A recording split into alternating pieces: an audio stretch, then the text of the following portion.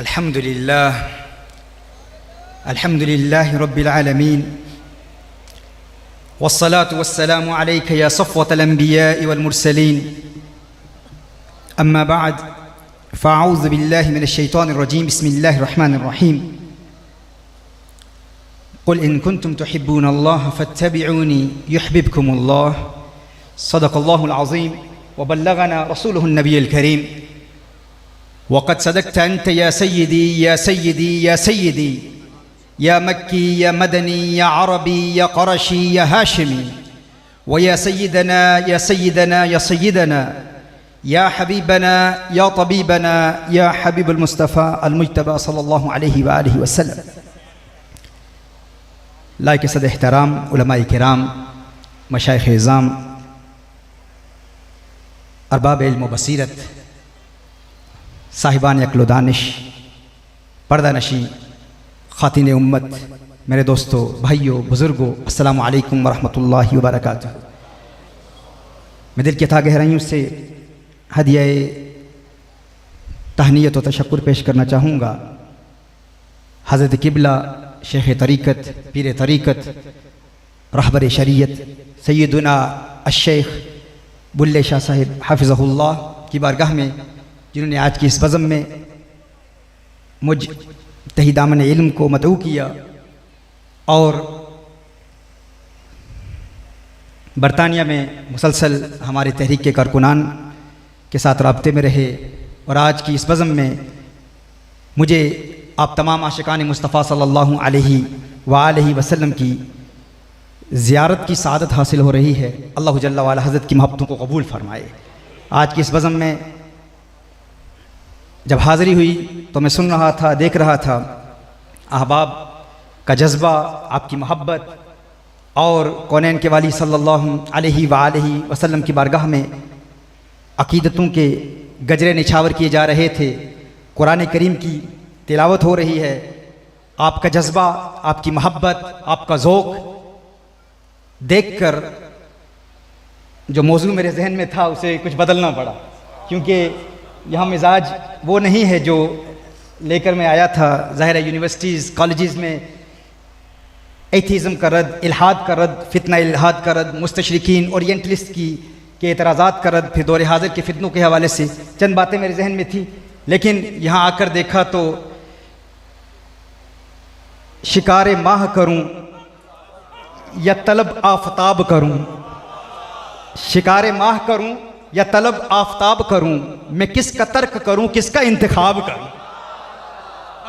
सुभान अल्लाह। पीर साहब कहाँ से आगाज़ किया जाए? वाह वाह वाह वाह। ये फिर अता करें किबला। हाँ जी। शिकारे माह करूँ या तलब आफताब करूँ, मैं किसका तर्क करूँ, किसका इंतखाब करूँ। हाय हाय हाय, बहुत अच्छा है। वाह वाह वाह। और अच्छा जी, वो याद कर लेंगे, मेरी तकरीर भी ख़त्म हो जाएगी, वो उसे चलाएंगे, पूरी दुनिया में फैलाएंगे। मुझे, मेरे लिए भी कुछ रहने दें उन्हें अज़बर हो जाएगा। शिकारे माह करूँ या तलब आफताब करूँ, मैं किसका तर्क करूँ, किसका इंतखाब करूँ। और जनाबे नकीब महफिल ने तो बहुत कुछ मेरे हवाले से कहा और फिर लफ्ज़ मुबालगा का इस्तेमाल भी किया, फिर उसका रद्द भी किया। अगर उस इस्तेमाल को आप जारी रखते तो मुनासिब रहता। यकीनन मैं इस काबिल नहीं हूँ, मुअर्रा हूँ हुनर से, मैं सरापा ऐब हूँ अकबर। मुअर्रा हूँ हुनर से, मैं सरापा ऐब हूँ अकबर। इनायत है अहिब्बा की अगर अच्छा समझते हैं।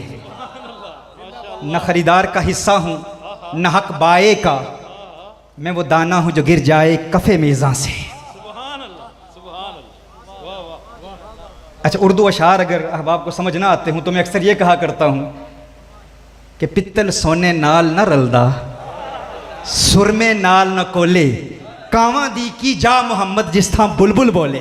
सुभान अल्लाह। जहाँ बागे मदीना की हंसी बुलबुलें अपने अंदाज़े दिलबराना में कौनैन के वाली सल्लल्लाहु अलैहि वसल्लम की बारगाह में सुभान अल्लाह अक़ीदतों के गजरे निछावर करती हूँ, वहाँ मुझ कव्वे की काहें काहें कोई माना नहीं रखती। यह आपका अपनापन है, आपकी मोहब्बत है और किबला पीर सैयद बुल्ले शाह साहिब हाफ़िज़हुल्लाह की शफ़क़त है, मोहब्बत है, मेहरबानी है। और हकीकतन जब से उनसे बात हुई है, उनकी ज़ात में आजिज़ी, इनकिसारी, फ़रोतनी देखकर मैं ये कहने पे मजबूर हूँ कि जहाँ को नाज है हस्ती पे अपनी, जहाँ को नाज है हस्ती पे अपनी, मैं अपनी नेस्ती पे मर रहा हूँ। जहाँ को नाज है हस्ती पे अपनी, बहुत अच्छा है। मैं अपनी नेस्ती पे मर रहा हूँ। मिला है जब से लुत्फ़े खाक सारी, तनज़्ज़ुल में तरक्की कर रहा। ये भी एक तरक्की का मकाम होता है, जब अल्लाहु इंसान अकबर कबीरा, अल्लाह। तरक्की करता है, इर्तिका की मनाजिल तनज़्ज़ुल में तय किया करता है। अल्लाह जल्ला वाला हम सबको ऐसी ही आजी अता फरमाए, ऐसी इनकिसारी अता फरमाए। कुरान करीम की जिस आया मुबारका को सरनामा सुखन की हैसियत से तिलावत करने का शर्फ हासिल हुआ। खल्ला के कायनात इरशाद फरमाता है, इत्तिबा का हुक्म इरशाद फरमाता है कि नबी करीम सल्लल्लाहु अलैहि वसल्लम की इत्तिबा करो।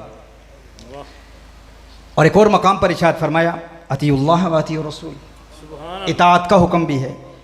चूँकि जब मैं आया तो इन्होंने बताया कि रबीउन नूर, रबीउल अव्वल शरीफ के गालिबन आखिरी अयाम है, आखिरी रात है आज, और फिर रबीउल सानी की इब्तिदा है। तो मैं सोच रहा था कुरान करीम की इस आया की रोशनी में कुछ शान मुस्तफ़ा सल्लल्लाहु अलैहि वसल्लम भी बयान हो जाए, कुछ शान औलिया भी बयान हो जाए। इत्तिबा और इताअत दोनों का हुक्म है। इताअत कहते हैं किसी का हुक्म सुनना, किसी का कौल सुनना और सुनकर उस पर अमल करना, किसी के हुक्म की पैरवी को इताअत कहते हैं। इत्तिबा कहते हैं किसी की अदाओं को देखकर अदाओं को अपना लेना, ये इत्तिबा है। अब अक़वाले मुस्तफ़ा सल्लल्लाहु अलैहि वसल्लम हदीस की किताबों में मौजूद हैं, जमा हैं। अगर कोई हुज़ूर अकरम सल्लल्लाहु अलैहि वसल्लम की इताअत करना चाहता है तो हुज़ूर अकरम सल्लल्लाहु अलैहि वसल्लम के अक़वाल का मुताला करेगा। कहाँ तलाश करेगा? सही बुखारी की तिलावत करेगा, सही मुस्लिम पढ़ेगा, तिरमिज़ी पढ़ेगा, सुनन नसाई पढ़ेगा, सुनन इब्न माजा पढ़ेगा, मुअत्ता इमाम मालिक पढ़ेगा, मुअत्ता इमाम मोहम्मद पढ़ेगा। हदीस की किताबों में अक़वाले मुस्तफ़ा सल्लल्लाहु अलैहि वसल्लम मौजूद हैं, महफूज हैं। लेकिन हदीस की किताबों में नबी करीम सल्लल्लाहु अलैहि वसल्लम की अदाओं का जिक्र तो है, लेकिन औराक़े किताब में अदाएँ जमा नहीं हो सकती। ये मुमकिन नहीं है, क्योंकि अदाओं का जिक्र तो है, हुजूर की मुस्कुराहट का जिक्र है, लेकिन किताब के औराक में मुस्कुराहट नज़र नहीं आती। हुजूर अकरम सल्लल्लाहु अलैहि वसल्लम के जलाल का जिक्र है, लेकिन किसी किताब में, किताब के औराक में हुजूर अकरम सल्लल्लाहु अलैहि वसल्लम का जलाल नज़र नहीं आता। हुजूर अकरम सल्लल्लाहु अलैहि वसल्लम के लबों पर तबस्सुम की खिलखिलाहट का जिक्र तो है, लेकिन तबस्सुम का किताब के औराक में नज़र आना ये मुमकिन नहीं है। तो सवाल ये पैदा होता है, इताअत का तरीका तो हम सीख चुके कि अक़वाले मुस्तफ़ा सल्लल्लाहु अलैहि वसल्लम को देखकर उनकी पैरवी की जाए, अहकाम पर अमल किया जाए तो इताअत हो जाएगी। अब इत्तिबा कैसे करें? इत्तिबा का तरीका क्या है? क्योंकि औराक में हुजूर की मुस्कुराहट, हुजूर की अदाएँ नज़र तो नहीं आती, तो इत्तिबा के लिए जिसकी इत्तिबा की जा रही है उसको देखना ज़रूरी है, उसकी ज़ियारत ज़रूरी है, वगरना इत्तिबा कैसे होगी? कामिल इत्तिबा, कामिल इत्तिबा का एक ही तरीका है कि उनकी अदाओं को देख लिया जाए। अब अल्लाह ने हुक्म फरमाया है इताअत भी करनी है, इत्तिबा भी करनी है, तो इताअत के लिए तरीका यह है अक़वाले मुस्तफ़ा सल्लल्लाहु अलैहि वसल्लम को मुहद्दिसीन की किताबों में तलाश किया जाए, अमल किया जाए तो इताअत हो जाएगी। लेकिन इत्तिबा कैसे करें? हमने हुजूर को देखा नहीं तो कहा इत्तिबा का तरीका यह है कि उन्हें देख लो जिन्होंने हुजूर को देखा है, जिसने उन्हें देखा है तुम उनको देख लो, ये इत्तिबा का तरीका है। जिसने हुजूर की अदाओं को देखा है, ये दो तरीके हैं शयूख के, औलिया के। एक वो शयूख हैं जो अपने शेख के हाथ पर बैत करते हैं, अपने शेख की अदाओं को देखते हैं, उनके शेख फिर उनके शेख की अदाओं को देखते हैं। यह सनद मुत्तसिल हुजूर अकरम सल्लल्लाहु अलैहि वसल्लम तक पहुँचती है। एक मुरीद अपने शेख की अदाओं को देखकर हुजूर अकरम सल्लल्लाहु अलैहि वसल्लम की सुन्नत पर अमल करता है और इत्तिबा कर लेता है। और दूसरा तरीका यह है कि शेख कामिल अपनी निगाह से इंसान को तज़किया के मराहिल तय कराने के बाद, दिल को पाकीज़ा करने के बाद, दिल के बंद दरवाज़ों को खोल देता है और अपनी निगाह से कौनैन के वाली सल्लल्लाहु अलैहि वसल्लम का दीदार करा देता है। ये दो तरीके हैं। एक तो ये है कि अपने शेख को देखकर उसके शेख की ज़ियारत की जाए, फिर उसके शेख की ज़ियारत की जाए, यूं फिर ये सिलसिला सल्फ़ुस सालिहीन तक पहुंचता है, अतबाउ ताबईन तक पहुंचता है, फिर ताबईन तक पहुंचता है, फिर सहाबा तक पहुंचता है, और सहाबा के ज़रिए फिर हम कौनैन के वाली सल्लल्लाहु अलैहि वसल्लम की ज़ियारत करते हैं। लेकिन आगाज़ कहाँ से होता है? मुर्शिद कामिल की ज़ियारत से। एक तो ये तरीका है, और दूसरा तरीका ये है कि मुर्शिद कामिल कौनैन के वाली सल्लल्लाहु अलैहि वसल्लम का दीदार करा देता है। दो तरीके हैं। हाँ? और ये मुर्शिद देखता है कि मुरीद के दिल की हालत क्या है, किसी को किताबों के ज़रिए से और किसी को बराह रास्त मुशाहदा करा के। रिंद के ज़र्फ़ पे साकी की नज़र रहती है। हाँ, रिंद के ज़र्फ़ पे साकी की नज़र रहती है, इसे चुल्लू से पिला दे उसे पैमाने से। निगाहे मस्त मिलाई तो मैं पिला के उठे, जहां वो बैठ गए मैं कदा बना के उठे।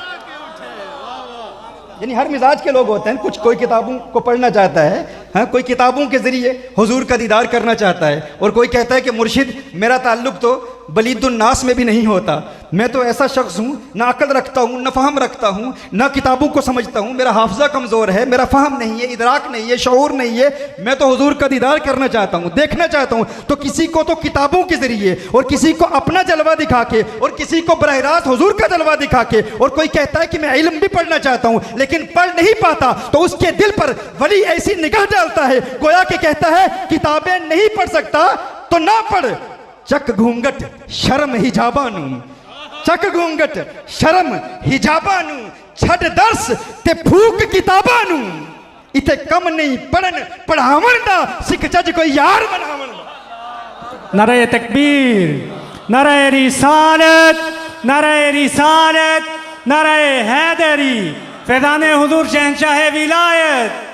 तो ये दो उसूल हैं, दो तरीक़ हैं, दो असालीब हैं इत्तिबा के लिए। अब देखिए कुरान करीम में अल्लाह जल्ल वाला ने इरशाद फरमाया इत्तिबा भी करनी है और इताअत भी करनी है। अब क़यामत तक इत्तिबा का सिलसिला भी जारी रहेगा और इताअत का सिलसिला भी जारी रहेगा। अब इताअत का तरीका क्या है? मुहद्दिसीन की किताबों के ज़रिए अल्लाह जल्ल वाला ने अक़वाले मुस्तफ़ा सल्लल्लाहु अलैहि वसल्लम को महफूज कर दिया है। अक़वाले मुस्तफ़ा तलाश करने हैं तो मुहद्दिसीन की किताबों में तलाश करेंगे। अब अफ़आले मुस्तफ़ा सल्लल्लाहु अलैहि वसल्लम, आमाले मुस्तफ़ा सल्लल्लाहु अलैहि वसल्लम, हुजूर की अदाएँ कहाँ देखेंगे, उन्हें कहाँ तलाश करेंगे? यानी मुहद्दिसीन की किताबों में अक़वाले मुस्तफ़ा सल्लल्लाहु अलैहि वसल्लम महफूज हैं, और औलिया की अदाओं में, औलिया के किरदार में आमाले मुस्तफ़ा सल्लल्लाहु अलैहि वसल्लम महफूज हैं। और इन दोनों का क़यामत तक रहना ज़रूरी है। क्यों?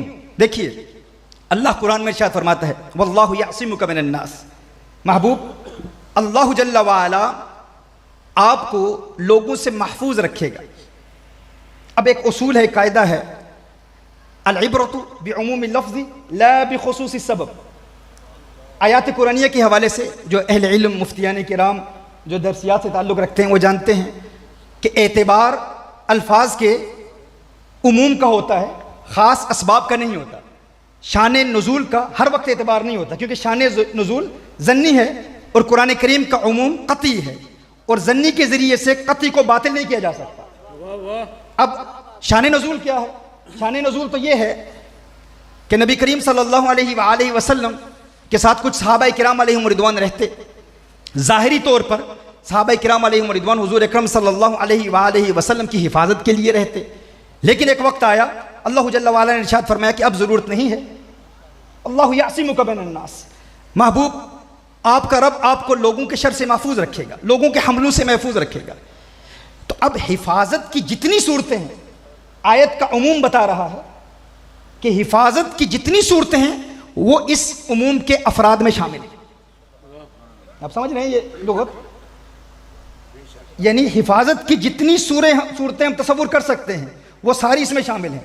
यानी फ़कत हुजूर अकरम सल्लल्लाहु अलैहि वसल्लम की जान की हिफाजत नहीं होगी, फ़कत अक़वाले मुस्तफ़ा सल्लल्लाहु अलैहि वसल्लम की हिफाजत नहीं होगी, फ़कत आमाले मुस्तफ़ा सल्लल्लाहु अलैहि वसल्लम की हिफाजत नहीं होगी। हुजूर की हर अदा क़यामत तक महफूज रहेगी। यानी आप समझ रहे हैं क्या अर्ज़ कर रहा हूँ? हर अदा महफूज रहेगी, फ़कत अक़वाल की हिफाजत नहीं है, क्योंकि यहाँ पर उमूम है। अल इब्रतु बिउमूमि लफ्ज़ वला बिखुसूसी सबब। मुअतबर अल्फाज का उमूम होता है, ख़ास असबाब अगर अल्फाज के उमूम की कंट्रडिक्शन में आए, तजाद में आए, जिद में आए, तो खास अहबाब को रद्द कर दिया जाता है और उमूम कायम रहता है, उमूम कतई होता है। तो कतई उमूम को मद्देनजर रखते हुए हम देखते हैं कि अल्लाह जल्ल वअला इरशाद फरमा रहा है, महबूब आपकी हर अदा को महफूज रखा जाए। हुजूर अकरम सल्लल्लाहु अलैहि वसल्लम ने ज़िंदगी में क्या तनावुल फरमाया, हुजूर अकरम सल्लल्लाहु अलैहि वसल्लम कहाँ कहाँ तशरीफ़ ले गए, हुजूर अकरम सल्लल्लाहु अलैहि वसल्लम की मुस्कुराहट को भी महफूज रखा गया, हुजूर अकरम सल्लल्लाहु अलैहि वसल्लम की आंखों के हुस्न को भी महफूज रखा गया, हुजूर अकरम सल्लल्लाहु अलैहि वसल्लम के अलम नशरह के सीने को भी महफूज रखा गया, माज़ाक के सुर्ख डोरों के हुस्न को भी महफूज रखा गया, हुजूर की हर अदा को महफूज रखा गया। क्यों अदा को महफूज रखा गया? ताकि इताअत भी हो सके, इत्तिबा भी हो सके, इताअत भी हो सके और इत्तिबा भी हो सके। अब दुनिया के मुस्तशरिकीन हूँ, ओरिएंटलिस्ट हूँ, इल्म हदीस के मुनकिरीन हूँ, यहूद व नसारा हूँ, एथियस्ट हूँ, वो एड़ी चोटी का जोर लगा लें कि हमने इल्म हदीस को ख़त्म करना है। इल्म हदीस के ख़िलाफ़ कितने कितने बड़े फितने फैले पूरी दुनिया में, लेकिन इल्म हदीस आज दिन तक महफूज है। क्यों? क्योंकि अल्लाह जल्ल वअला ने इरशाद फरमाया, वल्लाहु यासिमुका मिनन्नास, महबूब तेरे अक़वाल महफूज रहेंगे, महबूब तेरे अक़वाल महफूज रहेंगे। लेकिन फ़कत अक़वाल ही महफूज नहीं रहेंगे, अफ़आल भी महफूज रहेंगे, आमाल भी महफूज रहेंगे। अब आमाल की हिफाजत का एहतमाम कैसे हुआ? कहा आमाल महफूज रहेंगे औलिया की अदाओं के ज़रिए से। तो मैं ये कहने में हक बजानिब हूँ कि जिस तरह हदीस के इल्म को दुनिया में कोई मिटा नहीं सकता, दुनिया में कोई शख्स जितना भी बड़ा आलिम हो, मुहक्किक हो, मुस्तशरिक हो, अगर यहूदी हो, ईसाई हो, हिंदू हो, मुस्लिम हो, काफिर हो या नाम नेहाद मुस्लिम हो, वो एड़ी चोटी का जोर लगा ले, रब्बे काबा की कसम, दुनिया की कोई ताकत हदीस का इल्म मिटा नहीं सकती। जिस तरह दुनिया की कोई ताकत हदीस का इल्म मिटा नहीं सकती, हदीस के इल्म के जरिए अक़वाले मुस्तफ़ा की हिफाजत की जमानत कुरान देता है और औलिया की अदाओं के जरिए आमाले मुस्तफ़ा के हिफाजत की जमानत कुरान देता है। मैं कहता हूँ जिस तरह दुनिया की कोई ताकत अक़वाले मुस्तफ़ा को नहीं मिटा सकती, इसी तरह आमाले मुस्तफ़ा को नहीं मिटा सकती। अगर आमाले मुस्तफ़ा को नहीं मिटा सकती तो पता चला जिस तरह हदीस का इल्म क़यामत तक जारी रहेगा, औलिया की शानें भी क़यामत तक जारी रहेगी।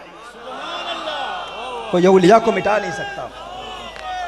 लफ्ज़े उम्मी पर भी आती है।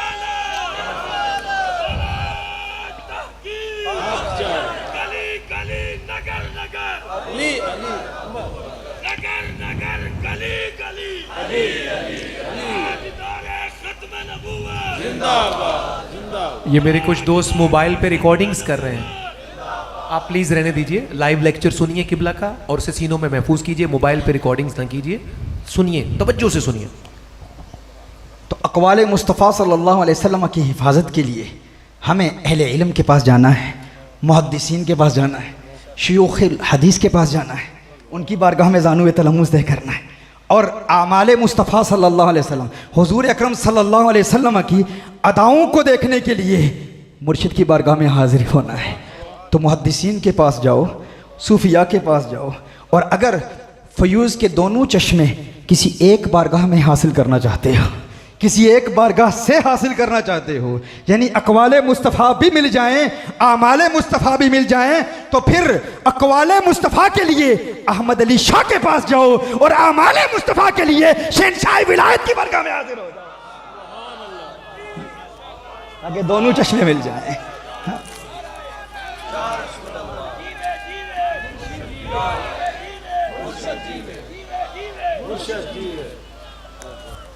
ये वो एक बारगाह है जहाँ से दोनों फ़यूज़ के चश्मे जारी होते हैं, दोनों फ़यूज़ मिलते हैं। और फिर ये वो बारगाह है, थोड़ी देर पहले हज़रत फरमा रहे थे तो हज़रत की बातों से ही इसको अख़ज़ किया है कि ये मिलाने वाली बारगाह है, क्योंकि जिसके ज़रिए आप कौनैन के वाली सल्लल्लाहु अलैहि वसल्लम की ज़ियारत करेंगे, जो वसीला बनेगा, ये भी तो ज़रिए है ना कि जो वसीला बन रहा है वो भी हुजूरी वाला हो, क्योंकि दिखाएगा वही जो खुद देखने वाला है। जिसे खुद नजर ना आए वो क्या दिखाएगा? जो खुद देखने वाला हो, और देखने वाला भी वो हो जो फ़कत मुद्दई ना हो देखने का। ऐसे भी होते हैं जो दावेदार होते हैं, झूठे दावेदार होते हैं कि हमने देखा है। अच्छा, एक तरीका ये है जानने का कि हकीकतन देखा है या नहीं। एक तरीका ये है कि देखने वालों के अक़वाल में तज़ाद नहीं होगा। तारुज नहीं होगा, कंट्रडिक्शन नहीं होगी।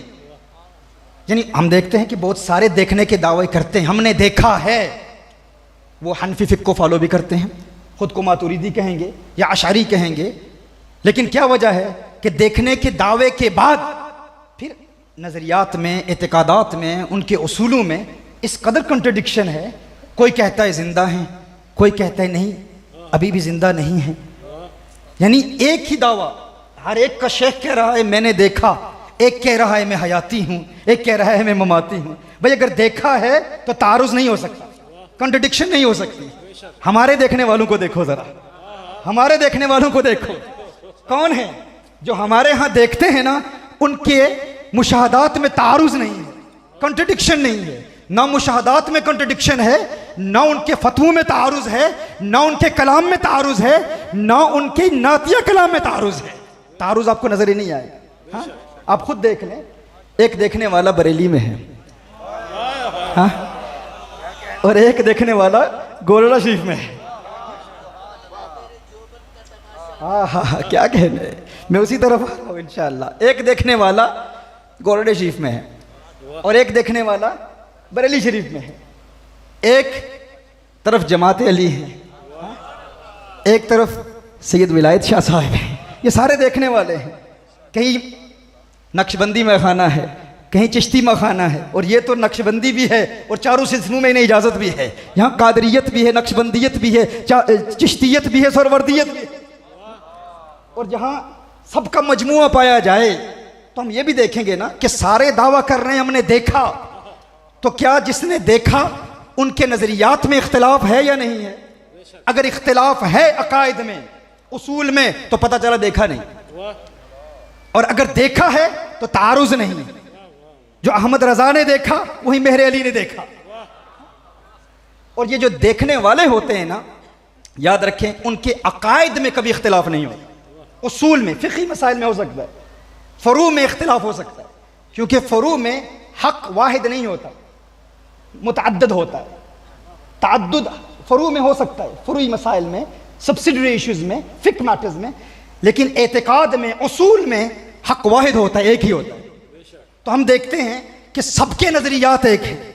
ये सनद मुत्तसिल देख लें, शेख को देखें, उनके शेख को देखें, उनके शेख को देखें, उनको शेख को देखें, सारे शयूख में जो नज़रिया है वो तमाम में एक है, किसी में कोई कंट्रडिक्शन नहीं है। अकायद तो अकायद, उनके कलाम को देख लें, कलाम की सनातों को देख लें। बरेली वाले ने देखा तो क्या कहा? कहा लम यअति नज़ीर कफ़ी नज़रिन। मैंने कहा ना कि मैंने मौजू इसीलिए बदला है आपका मिजाज देख के। और मैं आपको बताना चाहता हूँ, मैं अक्सर यहाँ पाकिस्तान में आकर कहता भी हूँ कि मेरी उर्दू मेरी पहली ज़ुबान नहीं है, ना ही पंजाबी मेरी पहली ज़ुबान है। यानी जिस ज़ुबान में मैंने इल्म पढ़ा इब्तदाई, ना ही अरबी पहली ज़ुबान है, वो इंग्लिश है। तो जितने भी मेरे लेक्चर्स वहाँ पर तफसीरुल कुरान के हवाले से होते हैं वो इंग्लिश में होते हैं। तो आपकी तबीयतों की ज़ियाफ़त के लिए, आपका मिजाज देखकर, आपके लबों पर मुस्कुराहट देखकर कि आप इस किस्म की गुफ्तगू, मोहब्बत वाली गुफ्तगू सुनना चाहते हैं, तो इंशाल्लाह इस तरफ आ रहा हूँ, इसीलिए कुछ मौजू को बदला है। तो देखिए, बरेली का कलंदर जब देखता है, हुजूर को देखता है, तो वो क्या कहता है? वो कहता है लम यअति नज़ीर कफ़ी नज़रिन मिसले तु नशुद पैदा जाना, जगराज को ताज तोरे सरसू है, तुझको शहे तो सरा जाना, अनफियत शिन व सखा का अतम है, गैसुए पाक है अबरे करम, है गैसुए पाक है अबरे करम, बरसनहारे रिम जिम तो बूंद इधर भी गिरा जाना। ये किसने कहा? ये बरेली वाले ने कहा, जो बरेली में बैठकर देख रहा है। देखने के बाद कहता है लम यअति नज़ीर कफ़ी नज़रिन मिसले तु नशुद पैदा जाना, जगराज को ताज तोरे सरसू है, तुझको शहे तो सरा जाना, अनफियत शिन व सखा का अतम है, गैसुए पाक है अबरे करम, बरसनहारे रिम जिम दो बूंद इधर भी गिरा जाना, अल कल्बु शजिन वल हम्मु शुजू दिलजार चुना जाजेर चुनू, अल कल्बु शजिन वल हम्मु शुजुन, अज सिख मित्रां दी वधेरी है, क्यों दिलड़ी उदास गनेरी है, लूलू विच शौक चंगेरी है, अज नैना लाया क्यों। अकायद में हम आहंगी देखें, नज़रियात में हम आहंगी देखें, और फिर कलाम में हम आहंगी देखें। बरेली वाला क्या कह रहा है? वो कह रहा है अल कल्बु शजिन वल हम्मु शजू, दिलजार चुना जहाँ ज़ेर चुनू। और फिर गोलने वाला क्या कह रहा है? कहा आज सिख मित्रां दी वधेरी है, क्यों दिलड़ी उदास गनेरी है, लू लू विच शौक चंगेरी है, आज नैना लाया क्यों जड़ियां। और फिर देखें, फिर बरेली वाला कहता है, बरेली वाला यूं गोया होता है, वो कहता है एक तो कहा अल कल्बु शजिन वल हम्मु शजू। अब जो उलमा तर्जमा समझते हैं वो जानते हैं कि क्यों मैंने इस शेर का यहाँ इंतखाब किया कि आज सिख मित्रां दी वधेरी है, क्यों दिलड़ी उदास गनेरी है, लू लू विच शौक चंगेरी है, अज नैना लाइया क्यों जड़ियां। और फिर जब बरेली के कलंदर ने आका का हुस्न बयान किया, आका की जुल्फें बयान की, आका की आंखों का हुस्न बयान किया, तो कहा खत हाले माँ जुल्फ अबरे अजल, खत हाले माँ जुल्फ अबरे अजल। और उधर फिर कोल्ले वाला कहता है मुख चंद बदर शाशानी ये, मथे चमके लाट नूरानी ये, काली जुल्फत अख मस्तानी ये, मखमूर अकीर मदबरी।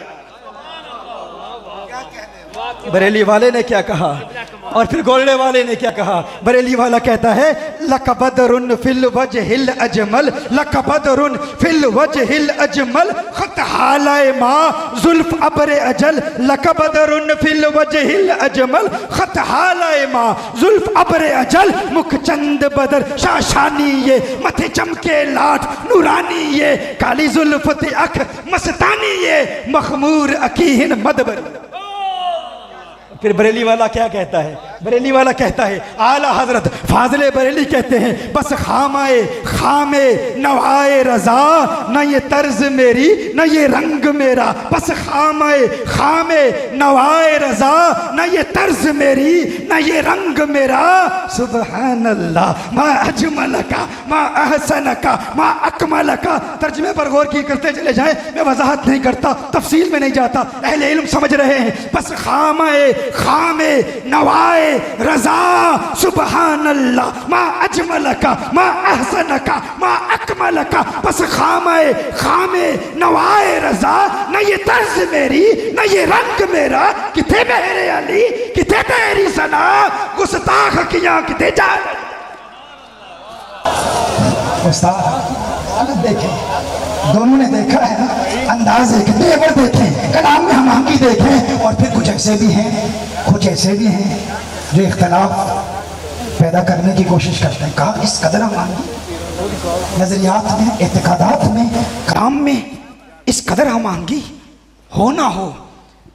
अब नक्शबंदियों को चिश्तियों से लड़ाने वाले, चिश्तियों को कादरियों से लड़ाने वाले, गोलड़वियों को रिजवियों से लड़ाने वाले ऐसे भी तो होते हैं ना। ये शरीर तबका हर दौर में मौजूद होता है। तो किसी ने ये कह दिया हो ना हो मेहरे अली ने अहमद रजा की नकल की है, ये आपस में मिले होंगे, अहमद रजा की नकल की है। मुमकिन है ये मुलाकात साबित हो या ना हो, ये तो और बात है कि हुई या नहीं हुई। तो एक तबका ये कहेगा कि मुमकिन है पीर मेहर इशाल रहमान ने मुहद्दिस बरेली की नकल की, गोलड़े वाले ने बरेली वाले को देखा, किसी ने कहा नहीं नहीं अहमद रिजा ने पीर मेहर शाह रहमतुल्लाह ताला अलैह की नकल की होगी। कलाम में इस कदर मांगी है हो ना हो। किसी ने कहा बरेली वाले ने गोलड़े वाले को देखा, किसी ने कहा गोलड़े वाले ने बरेली वाले को देखा होगा। मैंने कहा अकल के अंधे अकल के नाखून ले, तुम्हारे देखते नहीं इसलिए इस कदर तारुज है। कहते हो फुला ने फुला की नकल की, हमारे मुशादे वाले हैं, हमारे अहले नजर हैं, हमारे देखने वाले हैं। मत कहो बरेली वाले ने गोलने वाले को देखा, और ये भी ना कहो वो गोलने वाले ने बरेली वाले को देखा। बल्कि यूं क्यों नहीं कहते दोनों मुजद्दिदीन ने मदीने वाले को देखा है। हमारे देखने वाले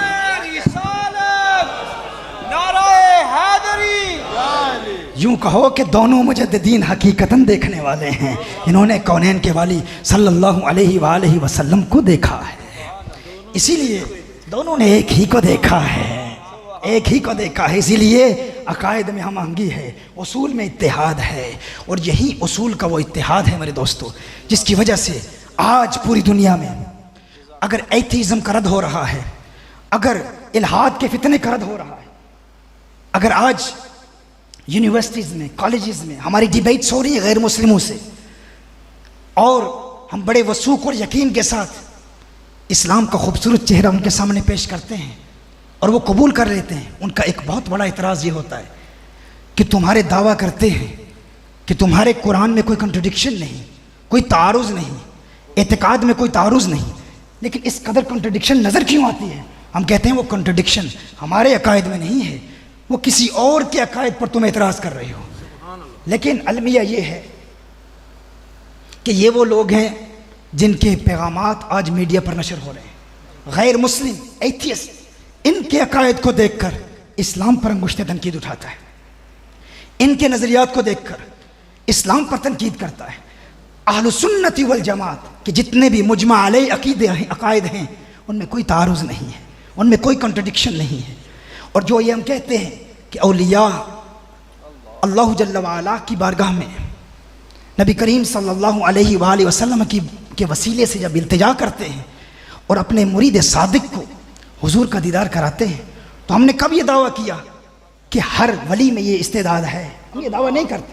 ये कहा जाता है ना कि अगर जिस तरह आज का एथियस्ट हमसे कहता है, वो कहता है कि अगर अल्लाह है तो फ़लस्तीन को आज़ाद क्यों नहीं कराता? अगर अल्लाह का वजूद है तो उन एथियस्ट को हम क्या जवाब देते हैं? हम कहते हैं हम अल्लाह के वजूद को भी मानते हैं और अल्लाह की हिकमतों को भी मानते हैं। हम वहाँ के एथियस्ट को ये जवाब देते हैं, वो मुतमईन हो जाते हैं। हम लॉजिकल एविडेंसेस पेश करते हैं, रैशनल आर्ग्यूमेंट्स पेश करते हैं। लेकिन अफसोस की बात यह है कि अचानक यहाँ की कुछ आवाज़ें अमेरिका में पहुँचती हैं, बरतानिया में पहुँचती हैं, ऑस्ट्रेलिया में पहुँचती हैं, और कहा जाता है कि अगर अब्दुल कादिर जिलानी मदद कर सकता है तो जब बगदाद पर हमला हुआ तो मदद क्यों नहीं की?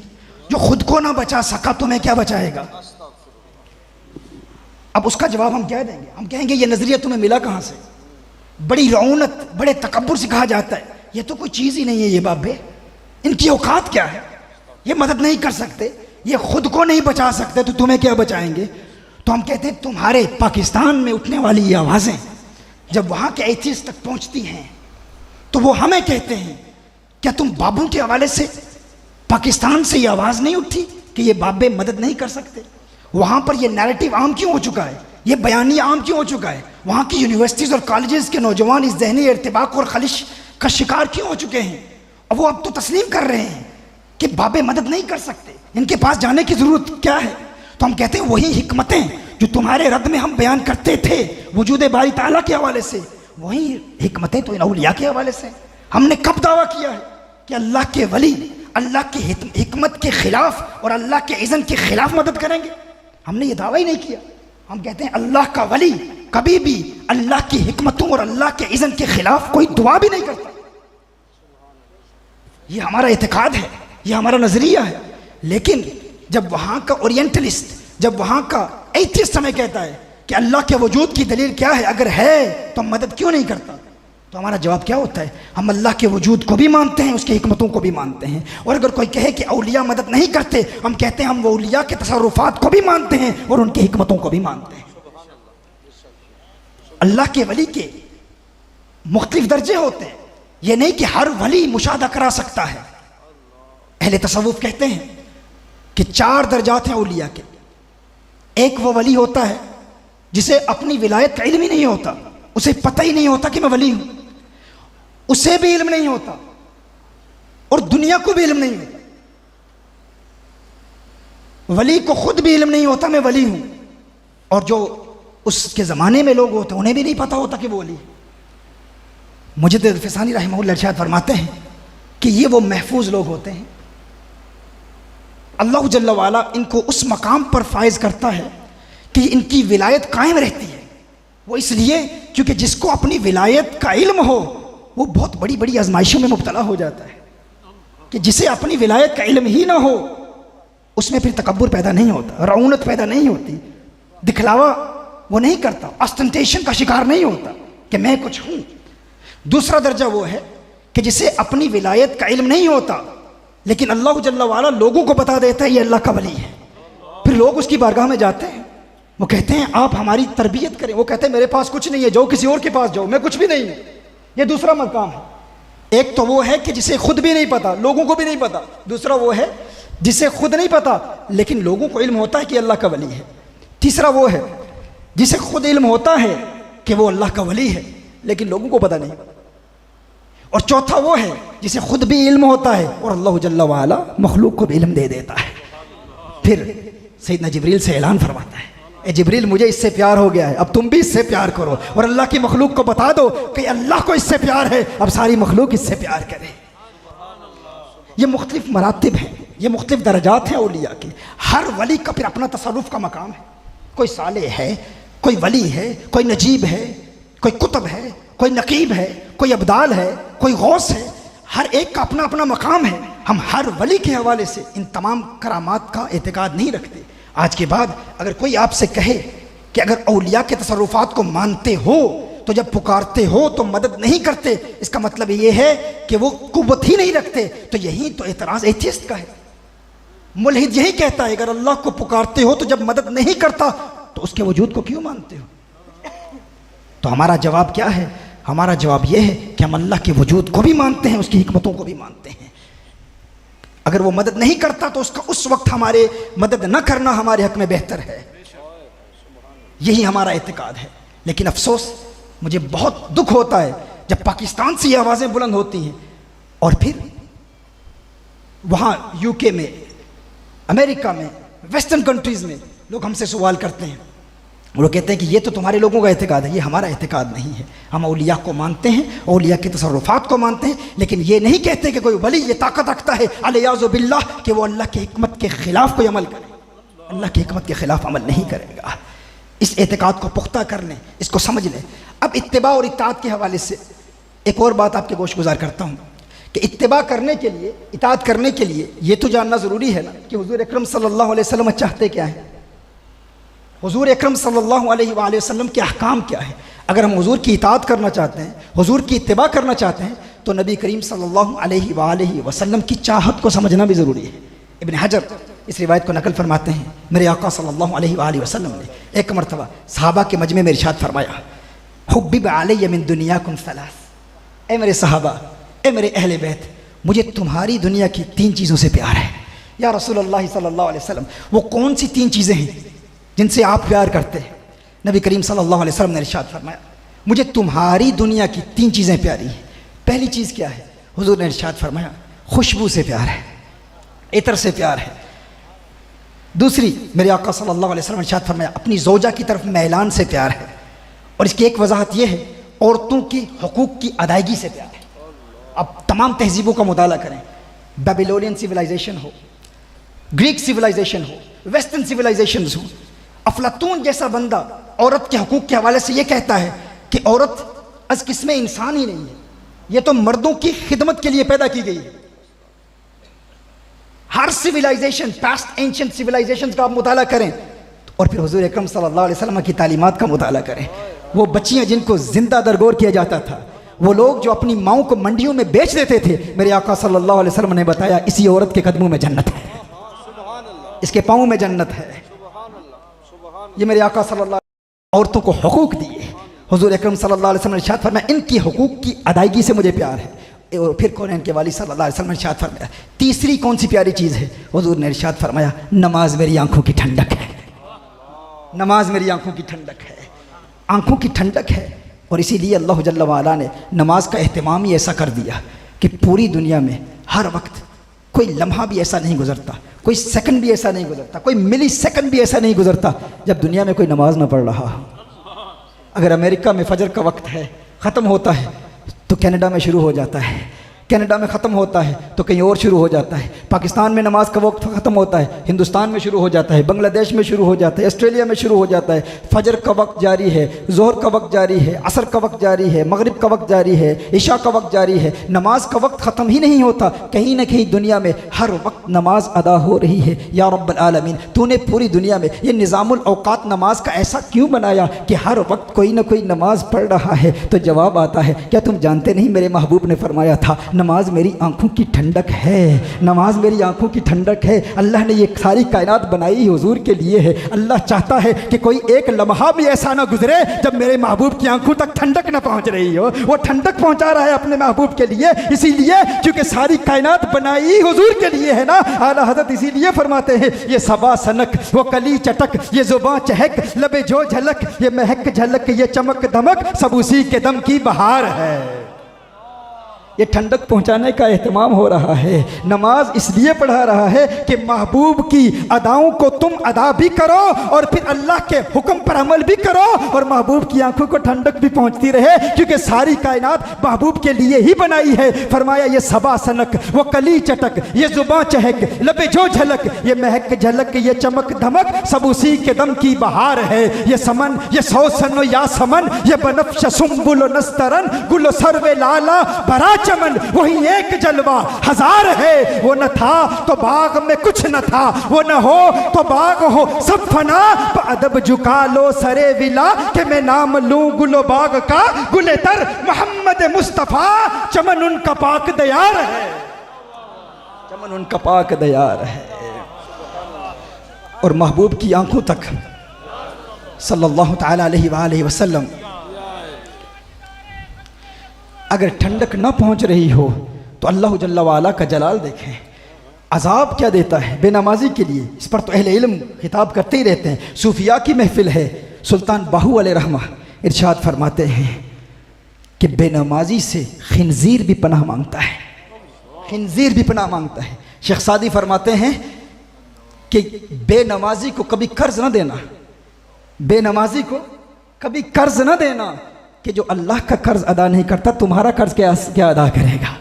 और सैयदना गौस आज़म शेख अब्दुल कादिर जिलानी अलैहिर्रहमत इरशाद फरमाते हैं, बेनमाजी को मुसलमानों के कब्रिस्तान में दफन न करना।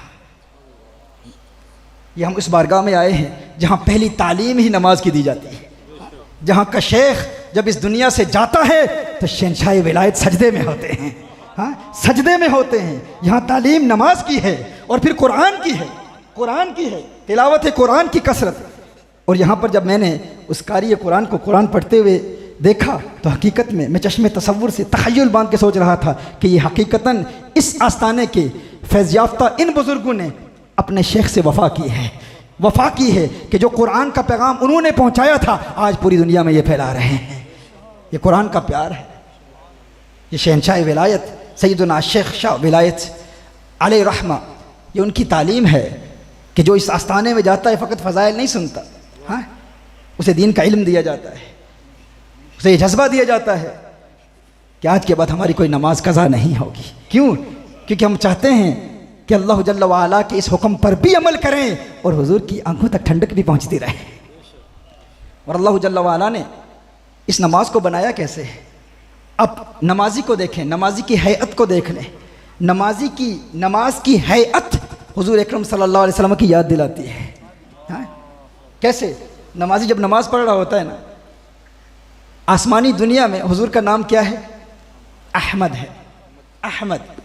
इंसान जब नमाज पढ़ता है तो जब खड़ा होता है तो अहमद की अलिफ बना हुआ होता है, खड़ा होता है तो अहमद की अलिफ बना हुआ होता है। जरा नमाजी की सूरत देखे, नमाजी की हैयत देखे, खड़ा होता है तो अहमद की अलिफ बना होता है, रुकू में जाता है तो अहमद की हे बना हुआ होता है, सजदे में जाता है तो अहमद की मीम बना होता है, आखिरी बैठनी बैठता है तो अहमद की दाल बना होता है। अल्लाह इबादत अपनी करा रहा है, साथ तस्वीरें यार भी बनाए हुए हैं, यार की सूरत भी बनाए हुए हैं। ये नमाजी की हैयत को देखें, उसके क़याम को देखें, उसकी रुकू को देखें। नमाज के ज़रिए महबूब की आंखों तक ठंडक भी पहुंचाई जा रही है और महबूब का नाम भी वरफ़अना लका ज़िक्रक का यही तो मफ़हूम है ना। नमाज के ज़रिए भी महबूब करीम सल्लल्लाहु अलैहि वसल्लम का जिक्र अल्लाह जल्ला वाला बुलंद कर रहा है। जब हम ऐसी बातें बयान करते हैं ना तो कुछ लोगों के जहन में ये बात आती है कि शायद यहाँ शिरक हो रहा है। क्यों? नमाज और फिर हुजूर अकरम सल्लल्लाहु अलैहि वसल्लम की याद। तो मैं कहता हूँ हर बात में ये शिरक का दावा करने वाले, यानी छोटी छोटी बातों पर हुजूर की शान हम बयान करें तो हम मुशरिक हो गए, हुजूर के तसर्रुफात को बयान करें हम मुशरिक हो गए। जबकि नबी करीम सल्लल्लाहु अलैहि वसल्लम ने इरशाद फरमाया, सही बुखारी की हदीस है, इन्नी वल्लाहि मा अखाफु अलैकुम अन तुशरिकू बअदी वलाकिन अखाफु अलैकुम अन ततनाफसू फीहा। मुझे अल्लाह की कसम, मुझ मोहम्मद को मेरे बाद तुम्हारे शिर्क में मुब्तला होने का कोई खौफ नहीं है। नबी करीम सल्लल्लाहु अलैहि वसल्लम ने इरशाद फरमाया, सही हदीस है, बुखारी में 5 मकामात पर आई, हुजूर अकरम सल्लल्लाहु अलैहि वसल्लम को इस उम्मत से शिर्क का कोई खौफ नहीं है कि ये उम्मत शिर्क में मुब्तला होगी। नबी करीम सल्लल्लाहु अलैहि वसल्लम ने अल्लाह की कसम याद फरमाई है। अब इसमें मुखस्सिस कोई नहीं है, कोई तखसीस करे कि मुखस्सिस कोई ला सकता है तो लाए, इसमें उमूम है। अगर कोई कहे ये तखसीस सहाबा के दौर तक है तो फिर आगे बढ़ो। हुजूर ने इरशाद फरमाया, वलकिन अखाफु अलैकुम अन ततनाफसू फिया, मुझे इस बात का खौफ है कि तुम दुनिया की मोहब्बत में मुब्तला हो जाओगे। तो किसके नजरियात को तकवीह दे रहे हो? अगर तुम कहते हो कि इससे मुराद फ़कत सहाबा शिर्क में मुब्तला नहीं होंगे, तो हदीस का दूसरा हिस्सा देखो। हुजूर ने इरशाद फरमाया, मुझे इस बात का खौफ नहीं है कि तुम शिर्क में मुब्तला होगे, मुझे इस बात का खौफ है, और सही बुखारी की हदीस है, कि तुम दुनिया की मोहब्बत में ऐसे मुब्तला हो जाओगे कि दुनिया के हुसूल के लिए आपस में मुकाबला करोगे, तनाफुस की दुनिया में मुब्तला हो जाओगे। तो क्या सहाबा किराम अलैहिम रिदवान जिन्होंने अपनी जानें हुजूर के नाम पे कुर्बान की, सब कुछ हुजूर के नाम पे कुर्बान कर दिया, क्या वो दुनिया के हासिल करने में आपस में एक दूसरे का मुकाबला कर रहे थे? ये सहाबा की तौहीन है, इसमें सहाबा किराम अलैहिम रिदवान की तौहीन लाजिम आती है। नबी करीम सल्लल्लाहु अलैहि वसल्लम का ये फरमान तमाम उम्मत के लिए है, मुझे अल्लाह की कसम, मुझे मेरे बाद तुम्हारे शिर्क में मुब्तला होने का खौफ नहीं। और एक मकाम पर इरशाद फरमाया, मेरे आका सल्लल्लाहु अलैहि वसल्लम ने इरशाद फरमाया, इन्नमा अतखव्वफु अलैकुम रजुलन क़रअल कुरआन हत्ता इज़ा रुअयत बहजतुहु अलैहि। सवाल ये पैदा होता है, हुजूर ने इरशाद फरमाया, मुझे तुम्हारे शिर्क में मुब्तला होने का खौफ नहीं है कि तुम मुशरिक हो जाओगे। खौफ किस बात का है या रसूल अल्लाह सल्लल्लाहु अलैहि वसल्लम? फरमाया, इस बात का डर है कि तुम में से एक शख्स ऐसा होगा जो कुरान की तिलावत करेगा, और एक वक्त होगा कि उस पर कुरान का नूर भी नजर आएगा, कुरान का नूर भी उसके चेहरे पर नजर आएगा, और फिर वो तालीमात कुरान को पसे पुष्ट डालकर अपने हाथ में तलवार लेकर अपने पड़ोसी पर रमी करेगा। रमी करेगा, किस चीज की रमी करेगा? हुजूर ने इरशाद फरमाया कि वो शिर्क की रमी करेगा, वो मुसलमानों को मुशरिक कहा करेगा। हुजूर को इस बात का खौफ नहीं है कि ये उम्मत शिर्क में मुब्तला हो जाएगी। या रसूलुल्लाह सल्लल्लाहु अलैहि वसल्लम किस हवाले से खौफजदा है, किस हवाले से परेशान है? फरमाया, ए मेरे उम्मतियों, ए मेरे आशिकों, मुझे तुम्हारे शिर्क में मुब्तला होने का खौफ नहीं, खौफ इस बात का है कि तुम मुसलमानों को मुशरिक कहा करोगे, लोगों पर शिर्क के फतवे लगाया करोगे। उस वक्त मेरे आका सल्लल्लाहु अलैहि वसल्लम के राजदान सहाबी हजरत हुज़ैफा रज़ियल्लाहु ताला अन्हु ने इस उम्मत पर एक एहसान किया। हुजूर की बारगाह में अर्ज़ करते हैं, या रसूलल्लाह सल्लल्लाहु अलैहि वसल्लम, अय्युहुमा औला बिश्शिर्क अलमरमिय्यु अमिर रामी।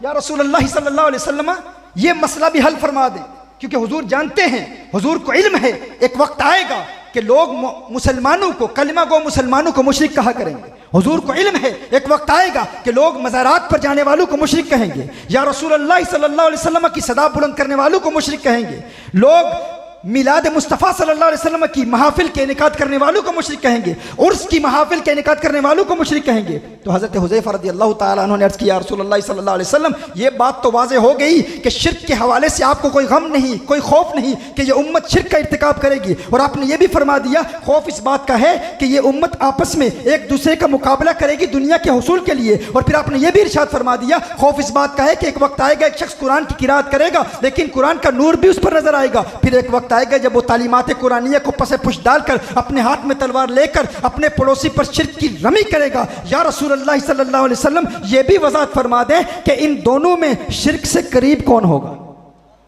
वो जो लोगों पर शिर्क का फतवा लगा रहा है, अपने पड़ोसी को मुशरिक कह रहा है, वो शिर्क के करीब होगा, या जिसे मुशरिक कहा जा रहा है शिर्क से वो करीब होगा? हुजूर अकरम सल्लल्लाहु अलैहि वसल्लम ने इरशाद फरमाया, ऐ मेरे सहाबी, ऐ उज़ैफा, सुन लो कि जिसे मुशरिक कहा जा रहा है उसका शिर्क से कोई ताल्लुक नहीं होगा, वो जो शिर्क के फतवे लगाने वाला है वही शिर्क से करीब होगा। अब मैं आपसे पूछता हूँ, हमारे तबका में, हमारे यहाँ अहले तसव्वुफ में, क्या हम लोगों को मुशरिक कहते हैं? हमारे यहाँ किसी को मुशरिक नहीं कहा जाता, हम किसी को मुशरिक नहीं कहते, लेकिन हमें लोग मुशरिक कहते हैं। क्यों कहते हैं? इन्हीं औलिया की महफिल के नेकात की बुनियाद पर, हुजूर अकरम सल्लल्लाहु अलैहि वसल्लम की शान बयान करने की बुनियाद पर। जब हम हुजूर अकरम सल्लल्लाहु अलैहि वसल्लम के इख्तियारात को बयान करते हैं, हुजूर के तसर्रुफात को बयान करते हैं, हुजूर की कुव्वत को बयान करते हैं, हुजूर की ताकत को बयान करते हैं, इल्म की वसअत को बयान करते हैं, तो लोग हमें मुशरिक कहते हैं। और फिर जुर्रत इतनी कि हुजूर अकरम सल्लल्लाहु अलैहि वसल्लम की ज़ात में नक्श और ऐब तलाश करने के बावजूद खुद ये भी कहते हैं हमें हुजूर से बड़ा प्यार है, हमें हुजूर अकरम सल्लल्लाहु अलैहि वसल्लम से बड़ी मोहब्बत है। ये मेरे बरतानिया में से आए हुए साथी देख रहे हैं, ये वहाँ का यही मामला है ना। Everyone claims this. I love the Prophet sallallahu alaihi wasallam, but I want to defend you. I want to protect you from shirk. But I want to protect you. I fear shirk from you. That's all that they say. This is the statement that's made by everyone. But I want to save you from shirk. I love you. I want to save you from the fire of hell. But we need to tell them. Rasulullah sallallahu alaihi wasallam said, "By Allah, O members of my nation, I do not fear shirk from you. My ummah cannot commit shirk. Why? Because this is the ummah of tawheed. It is not the ummah of shirk. ये उम्मत तौहीद है, उम्मत शिरक नहीं। ये उम्मत शिरक नहीं करती। और फिर इतनी रऊनत, इतना तकब्बुर कहा किया जाता है? कहा जाता है हम हुजूर से प्यार तो करते हैं। भाई तुम हुजूर से मोहब्बत के मुद्दई हो, क्या मेयार मोहब्बत को कभी तुमने देखा है? नबी करीम सल्लल्लाहु अलैहि वसल्लम तो इरशाद फरमाते हैं कि मोहब्बत अंधा कर देती है, मोहब्बत बहरा कर देती है। हुब्बु को शै युअमी, अगर तुम्हें किसी चीज से प्यार हो जाए ना, किसी चीज से मोहब्बत हो जाए, तो मोहब्बत अंधी होती है, मोहब्बत बहरी होती है। इसका मतलब क्या है? क्या आपको कभी किसी से प्यार हुआ है? मोहब्बत हुई है? जब मोहब्बत हो जाती है ना, तो इंसान अंधा हो जाता है, इंसान बहरा हो जाता है। उसे अपने महबूब में ऐब नजर नहीं आते।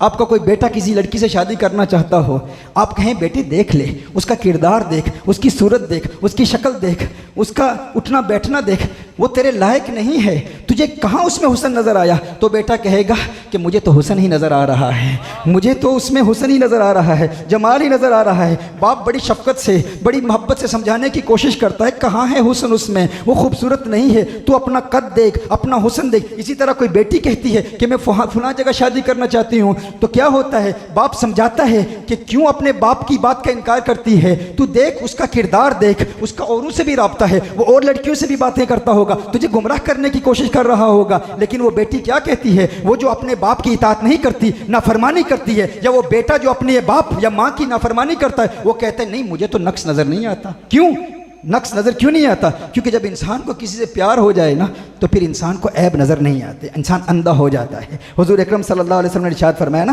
कि मोहब्बत अंधी होती है और मोहब्बत बहरी भी होती है। क्योंकि बताने वाले बता रहे हैं, दिखाने वाले दिखा रहे हैं, फुला ऐब है, फुला नक्स है, उसे ऐब नज़र ही नहीं आता। बताने वाले बता रहे हैं, वो सुन रहा है, लेकिन वो बहरा हो जाता है। हुजूर ने इरशाद फरमाया मोहब्बत अंधा भी कर देती है, बहरा भी कर देती है। आप देखें, आप कोई किसी दुकान में जाएं, कोई चीज़ खरीदने के लिए जाएं, कोई मोबाइल फ़ोन खरीदने के लिए जाएं, जब तक आप उस फ़ोन को अपनाते नहीं, आपको नक्स नज़र आ रहे होते हैं। जिस तरह रिकॉर्डिंग कर रहे हैं ना, इनको बताया गया है ना रिकॉर्डिंग करें, लेकिन इन्हें इस मोबाइल से बड़ी मोहब्बत है। हाँ, अब ये मोबाइल ख़रीद लिया, अब मैं इस मोबाइल में नक्स तलाश करूँ कि इसमें फुला ऐब है, फुला डिफेक्ट है, ये कहते हैं हमें नज़र नहीं आता। क्यों? जब आप किसी चीज़ को ख़रीदें ना, ख़रीदने के लिए दुकान पर जब आप जाते हैं, तो ख़रीदने से पहले, अपनाने से पहले आपको हर ऐब नज़र आता है, तमाम उयूब नज़र आते हैं। आप उसकी मेमोरी चेक करते हैं, आप उसकी बैटरी लाइफ चेक करते हैं, आप दुकानदार से कहते हैं इसमें ये भी नक्स है, इसमें वो भी नक्स है, इसमें ये ऐब है। आप कोई गाड़ी खरीदने के लिए जाते हैं, आप कहते हैं कि ये गाड़ी मैंने ख़रीदनी है, लेकिन हर एतबार से उसे टटोलते हैं, परखते हैं, देखते हैं, आपको हर ऐब नज़र भी आ रहा होता है। कोई बताने वाला बता रहा हो तो सुनाई भी देता है कि ऐब है, लेकिन यूं ही आप उस गाड़ी को अपना लेते हैं, फिर किसी में जरूरत नहीं होती कि आपकी गाड़ी में वो नक्स तलाश करे, क्योंकि जब अपना लिया है तो अब आप अंधे भी हो गए, बहरे भी हो गए। आप बात समझ रहे हैं मैं क्या अर्ज कर रहा हूँ? कोई आप मकान खरीदना चाहते हैं, खरीदने से पहले हर ऐब नजर आता है, हर नक्स नजर आता है, सुनाई भी देता है, लेकिन जब आप मकान खरीद लेते हैं तो किसी साथी को घर में बुलाते हैं, देख मेरा मकान, तो उसे जब पता है कि अब उसने खरीद लिया, अब वो जरूरत नहीं करेगा कि तेरे मकान में फुला ऐब है, फुला नक्स है, क्योंकि वो जानता है कि ये साहिब अब गुस्सा करेंगे। जब अपना लिया तो मोहब्बत अंधी भी होती है, मोहब्बत बहरी भी होती है, ना ऐब नजर आते हैं, ना ऐब सुनाई देते हैं। मैं कहता हूं ये तो मोहब्बत का मेयार है। दुनिया की उन चीजों के हवाले से जिनमें ऐब होते हैं, नक्स होते हैं, दुनिया की वो मादी अशिया जिनमें नक्स पाए जाते हैं, ऐब पाए जाते हैं, जब प्यार हो जाए तो इंसान अंधा हो जाता है, बहरा हो जाता है। मोहब्बत हो जाए तो बाऐब चीजों में भी ऐब नजर नहीं आते, न दिखाई देते हैं, न सुनाई देते हैं। तुझे तो दावा है उस कौनैन के वाली से मोहब्बत का जिसे अल्लाह ने पैदा ही पे ऐब किया है, जिसे अल्लाह ने हर ऐब से पैदा ही बेऐब किया है, पाक किया है। तू कहता है मुझे उस मोहम्मद अरबी से प्यार है। दुनिया में बाऐब चीजों से प्यार हो जाए, ऐब नजर नहीं आते न सुनाई देते हैं। आमना के लाल से प्यार का दावा भी है, उन्हें तो अल्लाह ने हर ऐब से पाक बनाया है। मोहब्बत का दावा भी है, फिर भी कहता है पुकारो सुनते नहीं, फिर भी कहता है उनका वसीला जायज नहीं, फिर भी कहता है इल्मे कयामत नहीं रखते, फिर भी कहता है माफिल अरहाम का इल्म नहीं रखते, फिर भी कहता है बारिश का इल्म नहीं रखते, फिर भी कहता है मुस्तकबिल का इल्म भी नहीं रखते, फिर भी कहता है कि मजार से सुनते ही नहीं। पता चला तुझे प्यार हुआ ही नहीं है, पता चला तूने अपनाया ही नहीं है, पता चला तू मोहब्बत का झूठा दावेदार है। अगर तुझे हकीकतन प्यार होता तो अहमद रजा की बोली में तू कहता तू जिंदा है वल्ला, तू जिंदा है वल्ला, मेरे चश्मे आलम से चुप जाने वाले।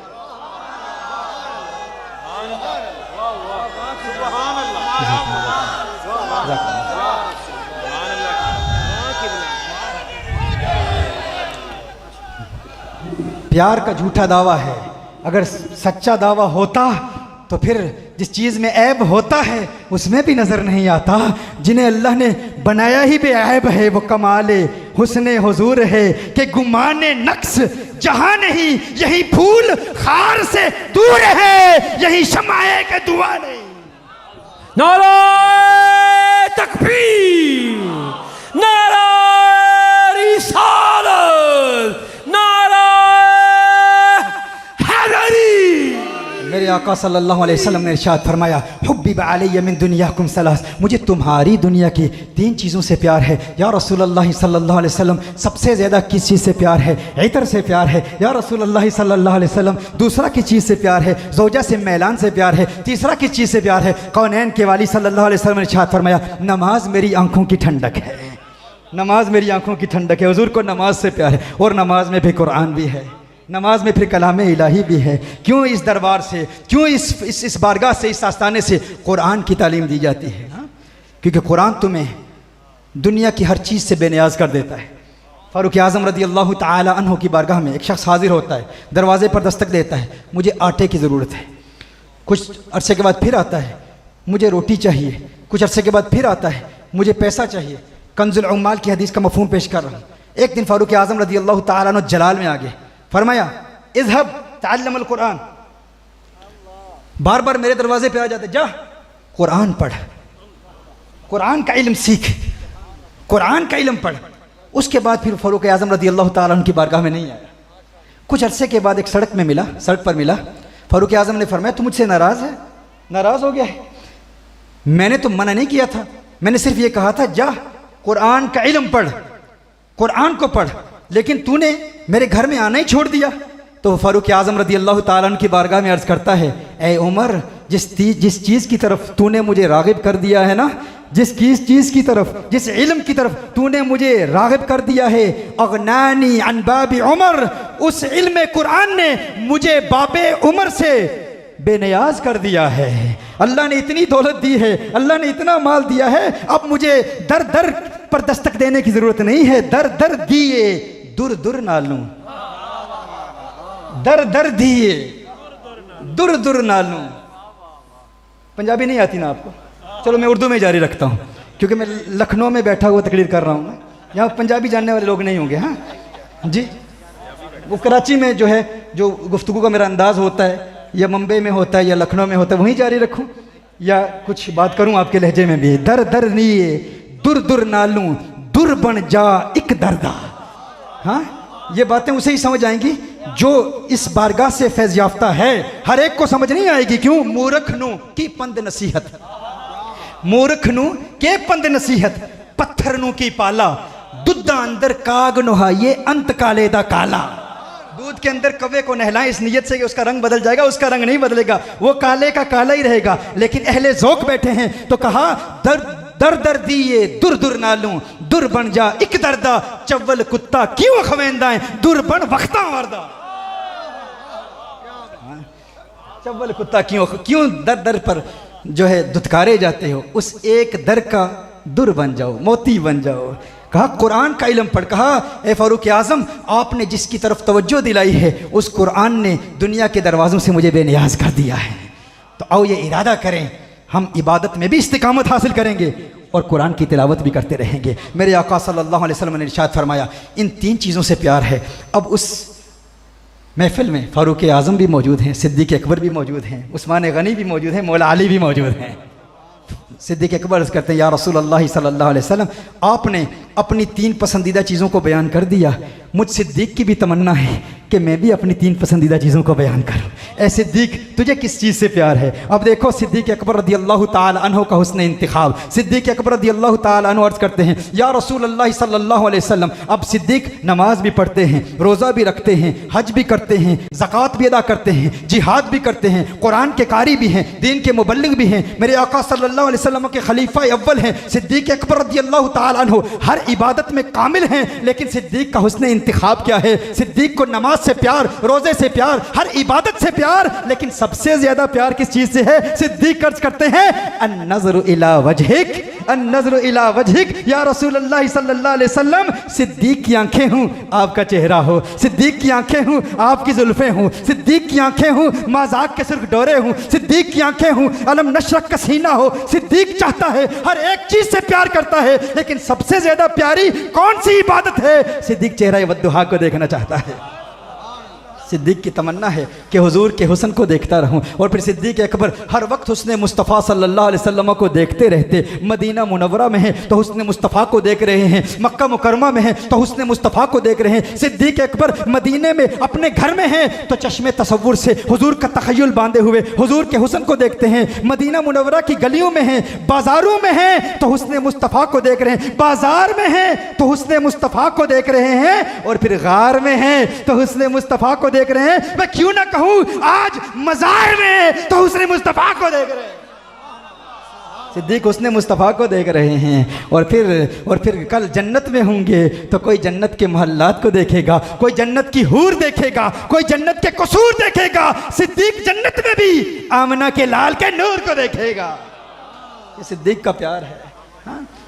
दिल में जिगर में आंख में बस तू ही तू रहे, दिल में जिगर में आंख में बस तू ही तू रहे, इसके सिवा न दिल में कोई आरज़ू रहे। इस एहतिमाम में शौक में सजदे करूं अदा, तेरा ख्याल आए तो दिल बावजू रहे। और जन्नत मेरे नसीब की वाइस को बख्श दे, मेरे कफन में गैसुवे जाना की बूर है, मेरे कफन में गैसुवे जाना की बूर है। मैं जुल्फे यार तेरे बाल बाल के सदके, रिहाई जिससे ना हो जाल के सदके, और जो हशर तक न दे चैन कब्र में बेदम, मैं ऐसी याद के कुर्बान ख्याल के सदके, मैं ऐसी याद के कुर्बान ख्याल के सदके। ये सिद्दीक़ अकबर रदी अल्लाह ताला अन्हु का कौनैन के वाली सल्लल्लाहु अलैहि वसल्लम से प्यार है। या रसूल अल्लाह सल्लल्लाहु अलैहि वसल्लम, मैं चाहता हूँ आपका हुस्न देखता रहूँ। फिर सिद्दीक़ अकबर रदी अल्लाह ताला अन्हु अर्ज़ करते हैं, या रसूल अल्लाह सल्लल्लाहु अलैहि वसल्लम, दूसरी पसंदीदा चीज़ ये है मेरी बेटी हो आपके निकाह में हो। हे सिद्दीक़, तीसरी पसंदीदा चीज़ क्या है? मेरा माल हो तमाम आपके नाम पर कुर्बान कर दूँ। अब फ़ारूक आज़म भी मौजूद हैं। फ़ारूक आज़म अर्ज़ करते हैं, या रसूल अल्लाह सल्लल्लाहु अलैहि वसल्लम, मुझ फ़ारूक को भी 3 चीज़ों से प्यार है। अब ये रब्त देखें, सिद्दीक़ अकबर रदी अल्लाह ताला अन्हु को हुजूर का दीदार सबसे प्यारा है। क्यों? हम यहाँ के एथिस्ट से जब बात करते हैं तो वो कहते हैं अल्लाह के वजूद की दलील पेश करो, तो हम अकली दलाइल पेश करते हैं, हम टेलियोलॉजिकल आर्गूमेंट पेश करते हैं, ऑन्टोलॉजिकल आर्गूमेंट पेश करते हैं, कॉस्मोलॉजिकल आर्गूमेंट पेश करते हैं, हम साइंटिफिक दलाइल पेश करते हैं, हम कुरान से दलाइल पेश करते हैं, उनकी किताबों का मुताला करके उनकी किताबों की रोशनी में उनका रद्द करते हैं, सारे दलाइल पेश करते हैं। अल्हम्दुलिल्लाह वो काफ़ी हैं, लेकिन सबसे बड़ी दलील ज़ात मुस्तफ़ा सल्लल्लाहु अलैहि वसल्लम है। वो कहते हैं अगर है तो दिखाओ, अगर है तो दिखाओ। आज भी लोग कहते हैं अगर है तो दिखाओ। तो एक कायदा, एक उसूल याद करें कि गायत कुर्ब गायत खिफा का सबब होती है। ये एक उसूल है कि जो चीज़ इंसान से जितनी करीब हो ना उतनी ही निगाहों से ओझल होती चली जाती है। गायत कुर्ब गायत खिफा का सबब होती है। जी कान अगर है तो नज़र क्यों नहीं आता, अगर है तो नज़र क्यों नहीं आता। फिर हुजूर अकरम सल्लल्लाहु अलैहि वसल्लम की ज़ात का इनकार, इंटरसेशन ऑफ रसूलुल्लाह सल्लल्लाहु अलैहि वसल्लम का इनकार। तो गायत कुर्ब गायत खिफा का सबब होती है। देखिए मैं अपनी ये उंगली है, मैं इसको देख रहा हूँ, क्योंकि अभी आंखों से दूर है ना तो नज़र आ रही है।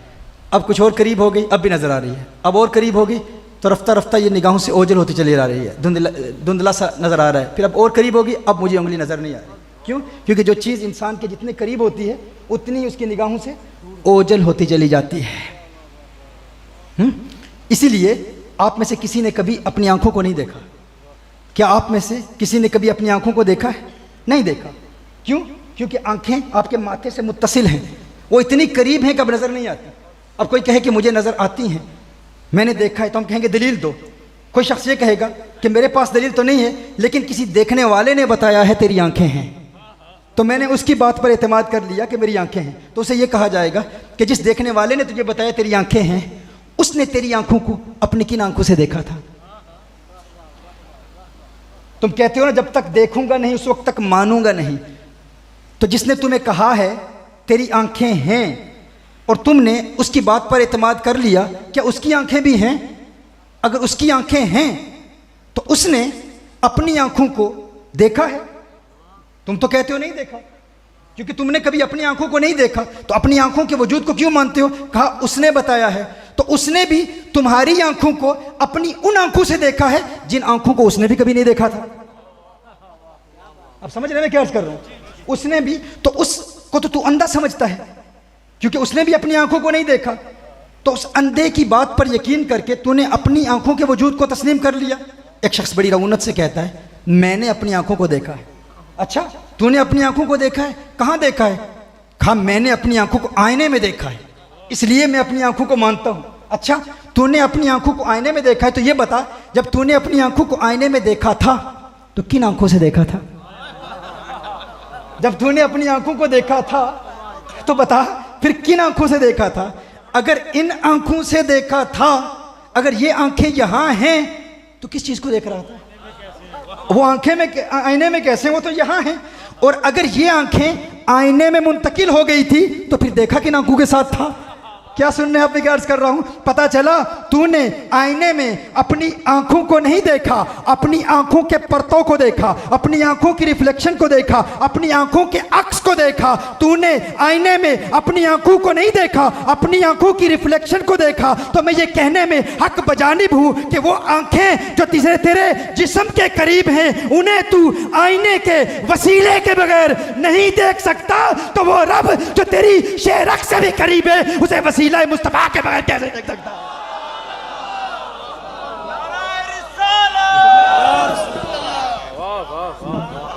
वो आंखें जो तेरे जिस्म के करीब हैं उन्हें आईने के वसीले के बगैर नहीं देख सकता, तो वो रब जो तेरी जान से करीब है उसे वसीला मुस्तफा के बगैर कैसे देख सकता है? इसीलिए अन्नज़रु इला वजहिक, अन्नज़रु इला वजहिक, या रसूलुल्लाह सल्लल्लाहु अलैहि वसल्लम, अल्लाह की इबादत करता हूँ लेकिन चेहरा वद्दुहा को देखता रहता हूँ। मैं चाहता हूँ मेरी आंखें हों, आपका चेहरा हो, मैं ज़ियारत करता रहूँ, मेरी बेटी हो, आपके निकाह में हो, मेरा माल हो, सारा माल आपके नाम पे कुर्बान कर दूँ। और फिर फारूक आज़म अर्ज़ करते हैं या रसूलुल्लाह सल्लल्लाहु अलैहि वसल्लम, मुझ उमर की भी एक तमन्ना है। ऐ उमर, तेरी पसंदीदा चीज़ क्या है? कहा अस्सुहबतु लिऔलिया इल्लाह, मेरी तमन्ना है कि मैं अल्लाह के वलियों का कुर्ब इख्तियार करूं, मैं अल्लाह के वलियों के करीब रहा करूं, अल्लाह के वलियों का। अच्छा, उमर फारूक के लिए वली कौन है? उनसे बुलंद मर्तबे पर कौन फायज है? अबू बकर है। अबू बकर, आका को नमाज से प्यार, क्योंकि आका नमाज के जरिए अल्लाह को देखते हैं। सिद्दीक को आका की जियारत से प्यार, क्योंकि सिद्दीक आका की जियारत के जरिए से अल्लाह को देखते हैं। और फारूक कहते हैं औलिया की सोहबत प्यारी है, क्यों? फारूक सिद्दीक अकबर को देखते हैं, सिद्दीक को देख के हुजूर को देखते हैं, सिद्दीक हुजूर के जरिए अल्लाह को देखते हैं। तो पता चला फारूक इन दो वसीलों के जरिए अल्लाह को देखते हैं। जिन्ना अखा दिल बर डिठा, ओ अखा तक लिया तू मिलिया ते सजन भी मिलिया, हुण आसा लग गया, तू मिलिया ते सजन भी मिलिया। ये फारूक आजम अर्ज करते हैं, क्योंकि वो चाहते हैं। इसीलिए तो हम कहते हैं ना कि अगर अल्लाह का कुर्ब हासिल करना चाहते हो तो अहलुल्लाह का कुर्ब इख्तियार कर लो। अपने दिल को अल्लाह के वली के करीब रखो, करीब रखो। मशहूर डॉक्टर जोसेफ शिल्टन ने इस पर बड़ी तहकीक की है। कहा कि जो शख्स जिसका कमज़ोर दिल हो वो किसी कवी दिल के करीब अपने कमज़ोर दिल को रखे। इंसान के जिस्म के बाकी खुलियों की ये खसूसियत नहीं, फ़कत दिल के खुलियों की ये खसूसियत है कि इंसान के दिल के खुलिये अगर किसी पावरफुल हार्ट सेल्स के करीब रख दिए जाएं तो वो जो कवी दिल है उसके खुलिये उस कमज़ोर दिल के खुलियों पर ऐसे असरात मुरतब करते हैं, कुछ इलेक्ट्रोमैग्नेटिक वेव्स रिलीज होती हैं। अब मैं इनको इलेक्ट्रोमैग्नेटिक वेव्स कहूँगा, लेकिन बहाउद्दीन नक्शबंद ने इसको रूहानी लहरें कहा है। ये बाबू की बातें नहीं, तुम कहते हो ये बाबू की बातें हैं, ये वो बातें हैं जो कुरान से भी साबित हैं, ये वो बातें हैं जो साइंटिफिक दलाइल से भी साबित हैं, अकल भी कबूल करता है। कहा इलेक्ट्रोमैग्नेटिक वेव्स रिलीज होती हैं कवि दिल से जो कमज़ोर दिल के खुलियों पर पड़ती हैं। अगर आप किसी प्लेटफॉर्म पर इंसान के दिल के कमज़ोर खुलिये को अकेला रखें लेबॉर्ट्री में, तो वो कुछ देर के लिए धड़केगा, उसकी धड़कन को आप देखेंगे, उसकी हरकत, उसकी जुम्बिश, उसकी लर्जिश को आप देखेंगे, उसकी हरकत रफ्ता रफ्ता कम होती चली जाएगी। फिर एक वक्त आएगा, चूँकि वो खुलिया अकेला है, तन्हा है, उसकी मौत वाक़ हो जाएगी। लेकिन कहा कि अगर किसी कवि दिल वाले के कवि खुलिये को उस कमज़ोर दिल के खुलिये के साथ रख दें तो वो कवि दिल का कवि खुलिया कुछ इलेक्ट्रोमैग्नेटिक वेव्स रिलीज करेगा। जब इन दोनों की वेव्स आपस में मिलेंगी तो वो कवि दिल का कवि खुलिया उस कमज़ोर खुलिये की मौत वाक़ नहीं होने देगा। कहा डॉक्टर जोसेफ शिल्टन कहता है कि ये सिर्फ खुलियों की बात नहीं है, इसका आम मुशाहदा आप एक महफिल में, एक कमरे में कर सकते हैं। किसी कमरे में अगर कवि दिल वाला शख्स मौजूद हो और साथ कमज़ोर दिल वाले लोग भी मौजूद हों और वो कुछ ऐसा कलाम करना शुरू कर दें कि उनके दिल की हरकत मिल जाए, तो कवि दिल कुछ ऐसी इलेक्ट्रोमैग्नेटिक वेव्स रिलीज करेगा कि वो कमज़ोर दिल को भी कवि से कवितर बनाएगा। लेकिन शर्त यह है कि वो हम आवाज़ होकर कलाम करें। क्या सुन रहे आप, मैं क्या अर्ज़ कर रहा हूँ?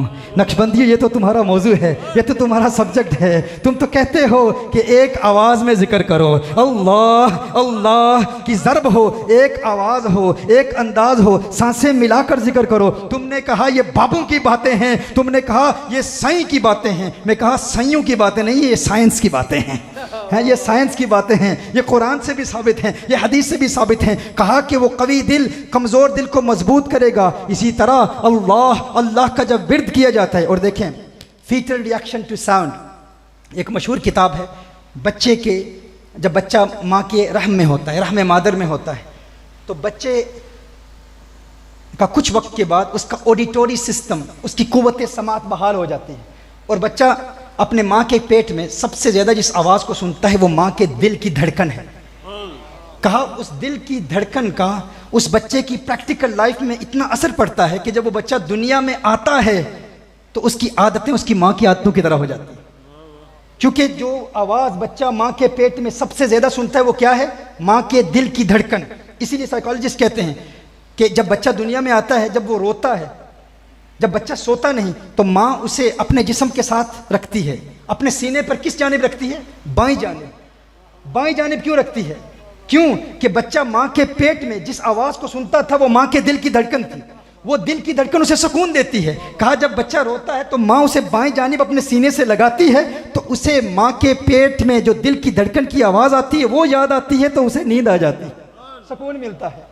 और फिर जब बच्चा दुनिया में, और इसीलिए आज कहा जाता है कुछ लोगों को क्लॉक की टिक टिक, ये जो हम साइकोलॉजी पर हम बयान करते हैं, चाइल्ड साइकोलॉजी पर, कि अगर किसी को नींद ना आती हो तो वो लाइट्स ऑफ कर दे और क्लॉक की टिक टिक की आवाज़, ये जो घड़ियाल है, घड़ी है, इसकी टिक टिक की आवाज़ आपको सुकून देती है और आपको आसानी से नींद आ जाती है। कहा क्यों? कहा वो टिक टिक की आवाज़ आप माँ के पेट में सुनते थे, आप उसके आदी हो चुके हैं, इसीलिए आपको नींद आ जाती है। और फिर फीचर रिएक्शन टू साउंड में कहा गया कि जब वो बच्चा दुनिया में आता है तो उस बच्चे की आदतें उसकी माँ की तरह हो जाती हैं, उस बच्चे की आदतें उसकी माँ की तरह हो जाती हैं, उसका जाहिर उसकी माँ की तरह हो जाता है। तो मैं ये क्यों ना कहूँ कि वो बच्चा जो 9 महीने अपने माँ के पेट में रहता है, जब इस दुनिया में आता है तो उसकी ये दुनिया उसकी माँ की दुनिया की तरह हो जाती है। तो जो मुरीद अपने कमज़ोर दिल को अपने मुर्शिद के कवी दिल के करीब रखता है, वो इस दुनिया में रखता है, उस दुनिया में उसकी आखिरत अपने मुर्शिद की आखिरत की तरह हो जाती है। इसीलिए तो दिल को करीब रखने के लिए कहा गया है ना कि दिलों को करीब रखो, अपने कामिल मुर्शिद के कवी दिल के करीब रखो, लेकिन इसके लिए फिर इनकिसारी भी चाहिए, आजी भी चाहिए। न कोई दिल में लाता है न कोई दिल से मिलता है, न कोई दिल मिलाता है, न कोई दिल से मिलता है। किसी ने सच कहा है दिल बड़ी मुश्किल से मिलता है। मोटे मोटे पेट रास्ते में आ जाते हैं, लालच रास्ते में आ जाते हैं। मुर्शिद की बारगाह में झुकना किसी किसी को नसीब होता है।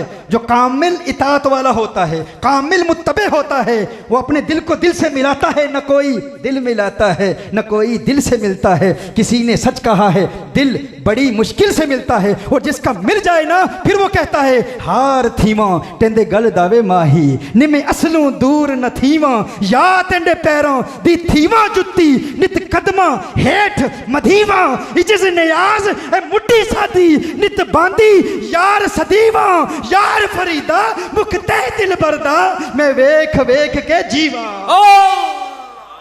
यार फरीद गोल गता में खेश कबीला एक सोने या तेंडले नाथू रब दी कसम माही प्यारा लगना है सकू बाबुल वीर ते माथू उम्र गुजारा विच कदमा दे एक वारी जे आखे हाँ तू यार फरीदा मैं दूर नहीं वसना तेरी जुल्फ दी ठंडड़ी छा।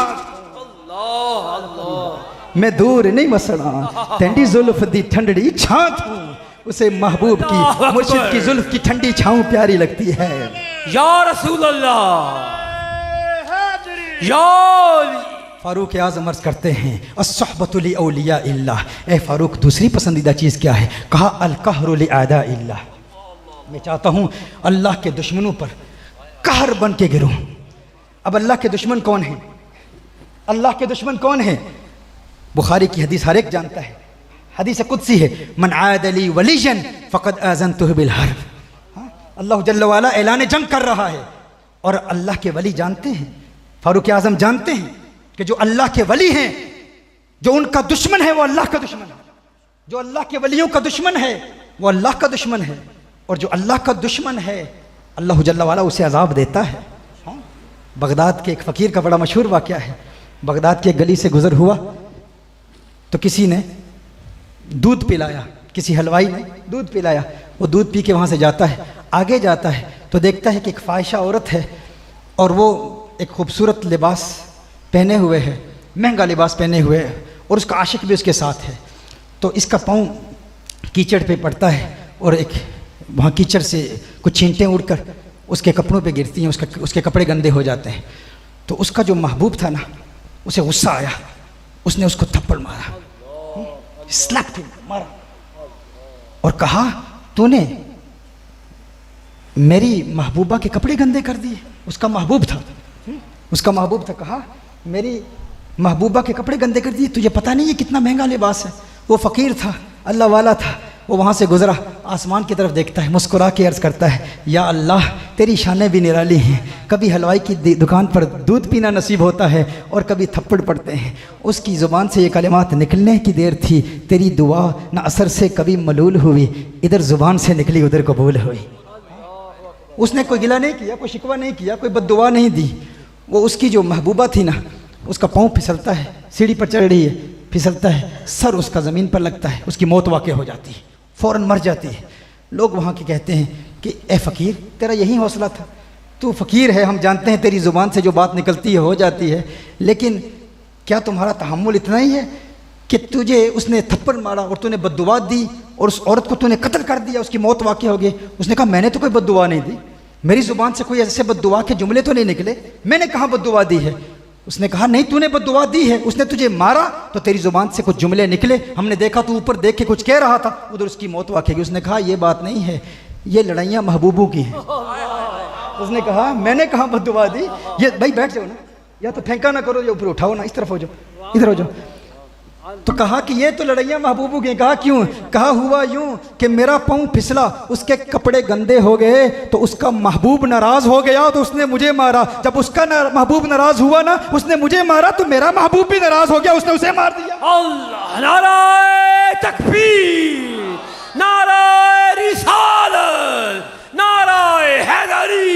हम बद्दुआ सूफिया बद्दुआ कहाँ देते हैं, ये तो महबूबों की लड़ाइयाँ हैं। मन आद अली वलियन फ़क़द आज़नतुहु बिल हर्ब अल कहरु लि आदा इल्ला। फ़ारूक आज़म ने अर्ज़ किया या रसूल अल्लाह सल्लल्लाहु अलैहि वसल्लम, मुझ फ़ारूक की तीसरी पसंदीदा चीज़ क्या है? या रसूल अल्लाह सल्लल्लाहु अलैहि वसल्लम, अल हिफ्ज़ु लिहुदूदिल्लाह, अल्लाह की हदूद की हिफाजत करना। अब उस्मान गनी भी मौजूद हैं। उस्मान गनी अर्ज़ करते हैं, या रसूल अल्लाह सल्लल्लाहु अलैहि वसल्लम, मुझ उस्मान को भी 3 चीज़ों से प्यार है। उस्मान, तेरी पसंदीदा 3 चीज़ें क्या है? कहा इफ़शा उस सलाम, मैं चाहता हूँ सलाम को आम करूँ। और फिर कहा इत्आम उत्ताम, मैं चाहता हूँ कि हर एक को खाना खिलाऊँ, हर एक को खाना खिलाऊँ। ये सूफिया का मनहज है ना। यहाँ पर लंगर क्यों तकसीम होता है? हर एक के लिए, यहाँ फ़र्क नहीं किया जाता। जो आता है उसे खिलाया जाता है, अपना आए गैर आए। यही लंगर है जिसकी वजह से मुहय्यद्दीन इब्न अरबी रहमहुल्लाह का फैज़ान पूरी दुनिया में फैल रहा है, गौसे आज़म का फैज़ान पूरी दुनिया में फैल रहा है, ख्वाजा गरीब नवाज़ का फैज़ान पूरी दुनिया में फैल रहा है। लोग कहते हैं इन औलिया ने किसको मुसलमान किया? 90 लाख को ख्वाजा गरीब नवाज़ के लंगर से ईमान नसीब हुआ है। वो जिस्मानी लंगर भी देते हैं, रूहानी भी देते हैं। उनके लंगर का अंदाज़ निराला होता है, मुख्तलिफ होता है, जुदा होता है। और ये तकसीम नहीं करते। सैयदना इब्राहीम अला नबीना अलैहिस्सलातु वस्सलाम, वो जब भी खाना खाते तो किसी फ़कीर को साथ बुला लेते, क्योंकि याद रखें जो खाना हम खाते हैं ना, जो ज़रूरत का खाना है उस पर आखिरत में बाज़ पुरस नहीं होगी। लेकिन जो पुरतकल्लुफ़ खाने खाए जाते हैं, ज़रूरत से ज़्यादा खाना खाया जाता है, उस पर आखिरत में सवाल होगा। लेकिन जो अपने मेहमानों के साथ खाना खाता है उस पर सवाल नहीं होगा, आखिरत में कोई सवाल नहीं होगा। इब्राहीम अला नबीना अलैहिस्सलातु वस्सलाम जब भी खाना खाते, अकेले नहीं खाते, गलियों बाज़ारों में से किसी को पकड़ के ले आते, उसे खाना खिलाते। एक मरतबा इब्राहीम अलैहिस्सलाम बाहर से किसी फ़कीर को ले आए, कहा आ मेरे साथ खाना खा। जब वो खाना खाने लगा तो कहा अल्लाह का नाम ले। उसने कहा मैं अपने बुतों से गद्दारी नहीं कर सकता, मैं तो तेरे अल्लाह को मानता ही नहीं हूँ, मैं तो तेरे अल्लाह को मानता ही नहीं हूँ, मैं तो बुतों का पुजारी हूँ, बुतों की पूजा करता हूँ। तू कहता है कि अल्लाह का नाम ले। सैयदना इब्राहीम अला नबीना अलैहिस्सलातु वस्सलाम ने फरमाया तेरा मेरा रिश्ता ही क्या है? तुझे घर में बुलाया इसीलिए है कि अल्लाह के नाम पर तू खाएगा, अल्लाह के लिए ही तो बुलाया। अगर तू मेरे अल्लाह को मानता ही नहीं है तो ठीक है, तू जा सकता है। वो वहाँ से जाता है, उधर से वो वहाँ से रुखसत होता है, उधर जिब्रील अमीन हाजिर हो जाते हैं। जिब्रील अमीन हाजिर हो। जिब्रील क्यों आना हुआ, कैसे आना हुआ? जिब्रील अमीन अर्ज़ करते हैं ए इब्राहीम, अल्लाह जल्ल वाला का पैगाम आया है। अल्लाह का पैगाम क्या है? अल्लाह इरशाद फरमाता है ए इब्राहीम, तूने मेरे उस बंदे को महरूम क्यों रखा? ए अल्लाह, तेरा बंदा कैसे है? वो तो बुतों का पुजारी है, वो तो बुतों की पूजा करता है, वो तो तेरा नाम भी नहीं लेना चाहता। अल्लाह ने इरशाद फरमाया ए इब्राहीम बता इसकी उम्र कितनी है? या अल्लाह तकरीबन 80 साल की उम्र होगी। ए इब्राहीम, तुझे भी इस बात का इल्म है कि मैं इसका रब हूँ, मैं जानता हूँ इसकी उम्र क्या है। 80 साल से ये जानते हुए कि ये मेरा नाम नहीं लेता, मैं 80 साल से इसे खाना खिला रहा हूँ, तू एक वक्त का खाना नहीं खिला पाया। इब्राहीम अलैहिस्सलाम फ़ौरन वहाँ से बाहर जाते हैं। ए फ़कीर आ जा। उसने कहा मैं तेरे खुदा का नाम नहीं लेता, मैं बुतों से गद्दारी नहीं कर सकता, मैं बुतों का वफादार हूँ। कहा आ जा खाना तो खा। जब वो आया तो कहा इब्राहीम, तू बड़े जलाल में था उस वक्त, बड़े गुस्से में था, तू कह रहा था कि मेरे रब का नाम नहीं लेगा तो तुझे खाना नहीं मिलेगा। अब क्या हुआ? कहा उसी रब का पैगाम आ गया है। कहा उस रब का क्या पैगाम आया है? कहा उसी रब ने यह पैगाम दिया है 80 साल से ये जानते हुए कि ये मेरा नाम भी नहीं लेता, मैं खिला रहा हूँ, तू एक वक्त की रोटी क्यों नहीं खिलाता? कहा अच्छा, अगर तेरा रब ऐसा करीम है, ऐसा रहमान है, ऐसा रहीम है तो फिर खाना बाद में खिलाना, पहले कलमा पढ़ा के मुसलमान तो कर मुझे। ये इन सूफिया का तरीक है, ये इनका उसलूब दावत है। तुम तो अपना उसलूब दावत रखते होगे, तुम तो लोगों पर एतराज़ करके, लोगों पर तनकीद करके। हम अल्हम्दुलिल्लाह तकाबुल अदयान के स्टूडेंट्स हैं, हमने अल्हम्दुलिल्लाह क्रिश्चियनिटी को पढ़ा है, हमने जूडाइज़म को पढ़ा है, हमने हिंदुओं की किताबों को पढ़ा है। और उनकी किताबों में जो अयूब हैं, जो उनकी किताबों में जो कॉन्ट्रडिक्शंस हैं, जो तारुज़ात हैं, अल्हम्दुलिल्लाह हम वाज़े करते हैं। लेकिन इसका ये मतलब नहीं कि उनको पढ़ के हम अहलुल्लाह जिन्होंने दीन इस्लाम की खिदमत पूरी दुनिया में की है उन पर हम अंगुश्ते तनकीद उठाएँ, उन पर ज़ुबान तान दराज करते हुए कहें ये इन बाबू ने किया है। खुदा की कसम, तुमने जो इन औलिया की तालीमात का रद्द करके तुमने कुरान की तालीम फैलाने का दावा किया है, उसी की वजह से लोग आज पाकिस्तान में एथियस्ट हो रहे हैं। आपको अंदाजा नहीं है, आपको पता नहीं है। यहां पर वो बाप जो बड़ी रऊनत से पाकिस्तान के टीवी चैनल्स पर आकर कहता था कि औरत को उसका हक दिया जाए, वो औरत जो कहती थी मेरा जिस्म मेरी मर्जी, जब उसी का बेटा कहता है कि मैं एक लड़के से शादी करूंगा, अब वो औरत हमसे राब्ता करती है कि अब हमें बताओ कि इस मसले का हल क्या है। तो मैंने कहा जब टीवी पे आकर तुम लोग कहते थे मेरा जिस्म मेरी मर्जी, आजाद ख्याली और ये मौलवियों की बातें, ये दकियानूसी बातें, अब क्या तुम इस्लाम की खातिर हमें कह रही हो कि हम अब तेरे बेटे को या तेरी बेटी को दीन की दावत दें? अब इस्लाम की बात नहीं है। अब मसला यह है कि अब तुम्हें अपनी आने वाली नस्लों की बर्बादी नजर आ रही है। हमारी प्राजनी कैसे बढ़ेगी, हमारी नस्ल कैसे बढ़ेगी? अब तो हमारा बेटा अपनी जिन्स तब्दील करके लड़की बनना चाहता है, किसी की बेटी लड़का बनना चाहती है। ये फितने क्यों फैल रहे हैं? मैं इस नतीजे पर पहुंचा हूं, ये लोग दीन से तो मुखलिस नहीं है। एक तो वो तबका है जिसने पहले ये बातें की, वो पाकिस्तान की सो कॉल्ड एलीट क्लास। मेरे बहुत सारे लोग उलमा अहले इल्म नाराज होते हैं कि इस पूरे पाकिस्तान के दौरे में मैंने जनरल कन्वेंशन में टाइम क्यों नहीं दिया, इन कॉन्फ्रेंसेस में मैंने टाइम क्यों नहीं दिया। मैं कहता हूं मेरे लिए इन एथियस्ट के साथ अगर 40-50 एथियस्ट भी बैठे हों, उनमें से कोई एक भी पाकिस्तानी एथियस्ट अगर मुसलमान हो जाए, वो इससे बेहतर है कि मैं हज़ारों के मजमू में खिताब करूं, क्योंकि आपको इसकी अहमियत का अंदाज़ा नहीं है। इस फील्ड में काम ही नहीं हो रहा, इस फील्ड में वक्त ही नहीं दिया जा रहा। बहुत सारे लोग कराची में भी बहुत नाराज़ हुए, लाहौर में भी नाराज़ हुए कि आप ये टाइम आप 3 हफ्तों के लिए आए हैं। हर रोज़ अल्हम्दुलिल्लाह हमारी इन लोगों से मुलाकातें हैं, और ये उलमा के पास जाते ही नहीं, ये हमारे स्कॉलर्स के पास जाते ही नहीं, ये मसाजिद में जाते ही नहीं। ये बड़ी एलानिया हुजूर अकरम सल्लल्लाहु अलैहि वसल्लम की ज़ात पर तनकीद करते हैं। हुजूर अकरम सल्लल्लाहु अलैहि वसल्लम की सैयदा आयशा रज़ियल्लाहु ताला अन्हा के साथ उस उम्र में निकाह क्यों हुआ, नबी करीम सल्लल्लाहु अलैहि वसल्लम के हवाले से ऐसे सख्त जुमले अगर आप सुने तो आप तो कहेंगे ना, सरतन से जुदा, सरतन से जुदा। हर वक्त सरतन से जुदा नहीं होता। इनमें से ऐसे लोग भी जो मुखलिस हैं, क्या क़यामत के रोज़ नबी करीम सल्लल्लाहु अलैहि वसल्लम हमसे नहीं पूछेंगे कि आपने इनके एतराज़ात के जवाब क्यों नहीं दिए? इनकी तो किसी ने तरबियत ही नहीं की, ये तो हमारी मस्जिदों में आते ही नहीं। आज कराची में, इस्लामाबाद में, लाहौर में इल्यूमिनाटी, फ्री मेसनरी, सैटनिस्ट मूवमेंट्स, ये अपने घरों में लूसीफर की पूजा कर रहे हैं, शैतान की पूजा कर रहे हैं। इसी पाकिस्तान में आपके बेटे, आपके बच्चे, इसी सो कॉल्ड एलीट क्लास को फॉलो करने वाले आज शैतान के पुजारी हैं, अल्लाह जल्ल व अला की ज़ात पर तनकीद कर रहे हैं, और आपके उर्दू बोलने वाले एथियस्ट यहाँ की सोशल मीडिया पर छाए हुए हैं। एक तरफ तो वो तबका है और दूसरी तरफ वो तबका है जो कहता है बाबे तो कुछ है ही नहीं। हमने इन नौजवानों से पूछा, खुदा की कसम बेशुमार ऐसे नौजवान इनसे हमसे पूछा, हमने उनसे पूछा कि तुम एथियस्ट क्यों बने, तो उनका जवाब यह था कि पहले हम दीन की तरफ आए थे, लेकिन जब दीन की तरफ आए तो सोशल मीडिया में जो सबसे ज्यादा मशहूर लोग थे उनकी बातें यही थी कि ये बाबे कुछ नहीं कर सकते। तो हम इस नतीजे पर पहुंचे कि अगर बाबे मरने के बाद मदद नहीं कर सकते, और ये कहा जाता है कि अगर बाबे मदद नहीं कर सकते, अगर नहीं कर रहे तो बाबों की मदद को मानना ही गलत है, तो फिर अल्लाह भी फ़लस्तीन को आज़ाद नहीं कर रहा, तो अल्लाह के वजूद को हम क्यों माने? इन मंतकी नतीजों के जरिए ये लोग इस नतीजे पर पहुंचे। तो इनके लिए फैसिलिटेट इनको किसने किया, इनके लिए दरवाजे किसने खोले? वो इसी बयानिए के जरिए से खुले। और दूसरी तरफ हमारे जाहिल पीरों की वजह से, हमारे फ्रॉडस्टर पीरों की वजह से, जिन्होंने इस्लाम को नुकसान पहुंचाया है। क्योंकि एक आम बंदा जो किसी पीर के पास जाता है, किसी मुर्शिद के पास जाता है, वो मुर्शिद तकरीर के लिए भी पैसे लेता है, वो खिदमतें ले रहा है।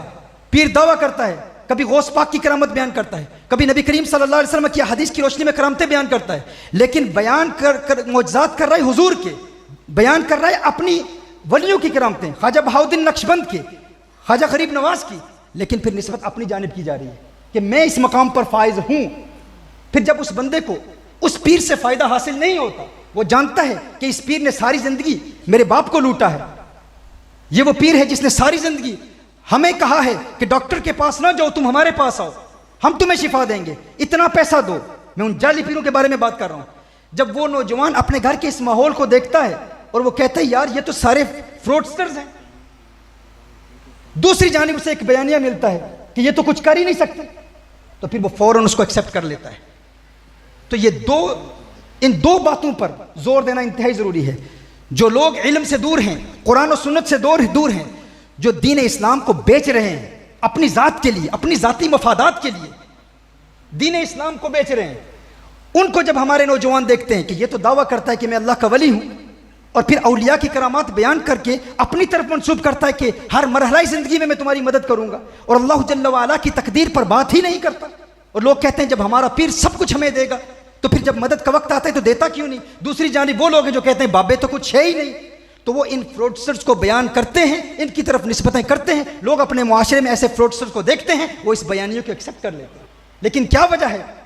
जब हमसे लोग कहते हैं कि बयानिया यहां पर बहुत मशहूर हो गया है, आज हर बंदा, मेरे पास तो ऐसे लोग भी आते हैं, एक बहुत बड़े शेख, एक बहुत बड़े पीर का मुरीद, मेरे का बेटा, जिसको उसने आलिम भी बनाया, इब्तदाई तौर पर उसने इल्म की कुछ किताबें पढ़ी, बाप खुद आता है, वो कहता है मेरा बेटा बागी हो गया, वो कहते हैं बाबे तो कुछ ही नहीं। क्यों? ये दलीलें पेश कर रहा है। वो कहते हैं हमारे घर की हालत ये है कि पीर सब औरतों से मुलाकात करते हैं, मखलूत महाफिल का इनेकाद किया जाता है। ये तो मैंने आज देखा, अल्हम्दुलिल्लाह मुझे खुशी हुई जब इन्होंने मुझे बताया कि औरतें पर्दे में हैं, यहाँ फ्री मिक्सिंग नहीं होती। तो अल्हम्दुलिल्लाह अहले हक भी मौजूद हैं, लेकिन ऐसे बातिल के अलमबरदार जो दीन इस्लाम का सौदा कर रहे हैं, जिसकी वजह से हमारी आने वाली नस्लें बर्बाद हो रही हैं। ये दो एक्सट्रीम हैं। एक तरफ वो लोग जो सोशल मीडिया पर ये कह रहे हैं कि इन औलिया से दूर रहें, ये कुछ भी नहीं कर सकते, और दूसरी तरफ एथिज्म की तालीमात, ये बयानिया मिलकर हमारी आने वाली नस्लों को बर्बाद कर रहा है, हमारी इस नौजवान नस्ल को बर्बाद कर रहा है। इसलिए हमारे लिए ज़रूरी है मोहतरम अहिब्बा कि इन दोनों का रद्द किया जाए, एथिज्म का रद्द भी किया जाए। इल्हाद के फितने, हमारे लोग कहते हैं लोग वहाबी हो गए, भाई ये फितना बाद वाला है। अब हमारे लोग काफिर हो रहे हैं, मुर्तद हो रहे हैं, जाहिर है इन लोगों ने उनके लिए दरवाजे खोले हैं। लेकिन ये फितना 2019 में मैंने कराची के मुफ्तियान किराम और लाहौर के मुफ्तियान किराम के लिए एक बहुत बड़ा आर्टिकल लिखा था कि तुम्हारा तो इनसे राब्ता ही नहीं है, ये तो मस्जिदों में आते ही नहीं है, इनकी पर्सनल गैदरिंग्स में हमें जाना पड़ता है, इनके लिबास में मलबूस होकर इनकी बातें सुननी पड़ती हैं। मेरे नज़दीक अल्हम्दुलिल्लाह इस फ़कीर के हाथ पर बेशुमार गैर मुस्लिम इस्लाम कबूल कर चुके हैं, लेकिन वहाँ के गोरे को इस्लाम की तरफ रागिब करना आसान है। अमेरिका के लोगों को, क्रिश्चियंस को, यहूद को, एथियस्ट को, लेकिन पाकिस्तान का वो नौजवान जो अपने आप को एक्स मुस्लिम कहता है, फॉर्मर मुस्लिम कहता है कि मैं पहले मुसलमान था, हमारे यहाँ तो पता ही नहीं है कि किस हद तक वो फितने फैला रहे हैं, इनको मुसलमान करना बहुत मुश्किल है। तो सिर्फ ये बयानिया कि हम उनको कत्ल कर देंगे, गुस्ताखे रसूल की ये सजा है, हाँ सजा है, कोई इसका इनकार नहीं करता, लेकिन उनको हमने क्वालिटी टाइम भी देना है। पहले उनके एतराज़ात के जवाबात तो सीखें। अफसोस तो इस बात का है कि दरस निज़ामी का फारुग तहसील आलिम भी वही अकायद की पुरानी किताबें, यकीनन वो ज़रूरी हैं। जब आपके अंदर इस्तेदाद है, जब आप इमाम तफ्ताज़ानी को पढ़ सकते हैं, जब आप शरअ अकायद को पढ़ सकते हैं, जब आप इमाम नसफी को पढ़ सकते हैं, जब आप निब्रास को समझते हैं, तो क्यों नहीं आसान ज़ुबान में उनके एतराज़ात के जवाबात तैयार करते हैं, जिस तरह हम इंग्लिश में कर रहे हैं। यहाँ पर इस निसाब की ज़रूरत है कि आम फहम अंदाज में इस्लाम पर किए जाने वाले एतराज़ात और इल्म कलाम की वो सारी बहसें, उनको हम आम ज़ुबान में पेश करें ताकि इन लोगों के एतराज़ात के जवाबात दिए जाएँ। उसके लिए ये वो महकदा तरबियत है औलिया का, जिसकी वजह से पूरी दुनिया में इस्लाम फैला और अल्हम्दुलिल्लाह आज भी इस्लाम फैल रहा है। अल कहरु लि आदाइल्लाह, यहाँ से बात आगे चली गई। सैयदना उमर फारूक रज़ियल्लाहु ताला ने फरमाया अस्सुहबतु लि औलियाइल्लाह और अल कहरु लि आदाइल्लाह, अल हिफ्ज़ु लि हुदूदिल्लाह। और उस्मान गनी अर्ज़ करते हैं इफ़शाउस सलाम, इत्आमुत ताम, खाना खिलाना। और उस्मान तीसरी पसंदीदा चीज़ क्या है? उस्मान गनी अर्ज़ करते हैं या रसूलल्लाह सल्लल्लाहु अलैहि वसल्लम, मुझ उस्मान को रात की इबादत से प्यार है। रात के वक्त जब लोग मीठी नींद सो रहे हों, उस्मान उस वक्त अल्लाह की बारगाह में सजदा करना पसंद करता है। और फिर मौला अली साहिब जुल्फ़िकार हैदर कर्रार अली मौला वो अर्ज़ करते हैं या रसूलल्लाह सल्लल्लाहु अलैहि वसल्लम, मुझ अली को भी तीन चीज़ों से प्यार है। हे अली तेरी तीन पसंदीदा चीज़ें क्या हैं? अली कर्रमल्लाहु वजहहु करीम फरमाते हैं या रसूलल्लाह सल्लल्लाहु अलैहि वसल्लम, अद्दर्बु बिस्सैफ, अद्दर्बु बिस्सैफ, गुस्ताख की गर्दन हो अली की तलवार हो, गुस्ताख की गर्दन हो अली की तलवार हो। ए अली दूसरी पसंदीदा चीज़ क्या है? मौला अली करमल्लाहु वजहहु अर्ज़ करते हैं या रसूलल्लाह सल्लल्लाहु अलैहि वसल्लम, अस्सौम बिस्सैफ, मैं अली चाहता हूँ कि गर्मियों के लंबे दिनों के रोज़े रखूँ, अपने नफ्स को मारूँ, नफ्स को मारूँ। यानी वो रोज़े नहीं जब सर्दियाँ हों, बारिश हो, ठंडक हो, ना, जब अरब के पहाड़ अंगारे बरसा रहे हों, सूरज हिद्दत गा रहा हो, ज़ुबानें खुश्क हो रही हूँ। अली को गर्मियों के लंबे दिनों के रोज़े पसंद हैं। ये मौला अली की तरबियत है। नफ्स को मारना, अपनी ख्वाहिशात के ख़िलाफ़ काम करना। अगर लज्जते तर्क के लज्जत बदानी, दिगर लज्जते नफ्स लज्जत न खानी। तर्क के लज्जत भी नहीं, लज्जत से कम कुछ मज़ा इसका भी देखा चाहिए, कुछ मज़ा इसका भी देखा चाहिए। तुम्हें पता ही नहीं है तर्क के लज्जत में कितनी लज्जत है। नज़ारे की हवस है तो आंखों को बंद कर, है देखना यही कि ना देखा करे कोई। अगर गुजरात की हसीनाओं को देखने की भी तमन्ना है और फिर कहती है हुजूर अकरम सल्लल्लाहु अलैहि वसल्लम का दीदार करूंगा, रात के वक्त टेलीफोन पर पोर्नोग्राफी देख रहे हो, मूवीज़ देख रहे हो, और फिर ये दावा है कि मैं हुजूर की ज़ियारत करना चाहता हूँ। ना ना, पहले खाना दिल को पाक कर, तज़किया नफ्स के मराहिल तय कर, अपने नफ्स की खिलाफ वर्जी कर, और फिर देख हुस्न मुस्तफ़ा सल्लल्लाहु अलैहि वसल्लम कैसे नज़र आता है। मौला अली करमल्लाहु वजहहु करीम फिर अर्ज़ करते हैं या रसूलल्लाह सल्लल्लाहु अलैहि वसल्लम, मुझे अली की तीसरी पसंदीदा चीज़ ये है इकरामुद्दैफ। मैं चाहता हूँ मेहमान नवाजी करूँ। ये सूफिया का मनहज यही है ना, मेहमान नवाजी करना। जो आए अच्छा, मेरे आका सल्लल्लाहु अलैहि वसल्लम ने इरशाद फरमाया, जो किसी मोमिन की हाजत पूरी करता है इसलिए ताकि उसे खुश कर दे, उसने मुझ मोहम्मद को खुश कर दिया सल्लल्लाहु अलैहि वसल्लम। लोगों में खुशियां तकसीम करो। हुजूर ने इरशाद फरमाया, जिसने मुझे खुश कर दिया अल्लाह ने उसे जन्नत अता फरमा दी। मेरे आका सल्लल्लाहु अलैहि वसल्लम ने इरशाद फरमाया, अत-तरगीब व तरहीब की हदीस है।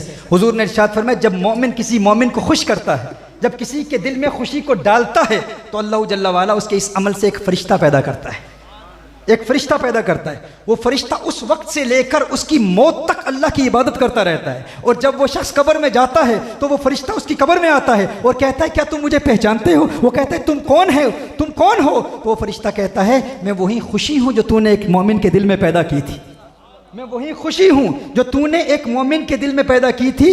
फरिश्ते की सूरत इख्तियार करके उस वक्त से अल्लाह की इबादत कर रहा हूँ। और आज तेरी कब्र में क्यों आया हूँ? इसलिए आया हूँ ताकि इस मुश्किल लम्हे में तुझे तसल्ली दूँ, तुझे सुकून दूँ। यानी जब तूने मोमिन को खुश किया था, आज तो अगर गमगीन है तो तुझे खुशी दूँ, और आज कब्र में तुझे जन्नत तेरा ठिकाना दिखा दूँ। ये खुशी, लेकिन मेरे आका सल्लल्लाहु अलैहि वसल्लम ने शायद फरमाया, खुशी पैदा करना ज़रूरी है। देने वाले बहुत होते हैं, लंगर खिलाने वाले बहुत होते हैं, खुशी देने वाले कम होते हैं। ये हमने अपने आप से पूछना है। लोग खिदमत खल्क बजा लाते हैं। मैं कहता हूँ खुशी हमेशा ट्विंस की सूरत में पैदा होती है, जुड़वा पैदा होती है। कभी खुशी तन्हा पैदा नहीं होती।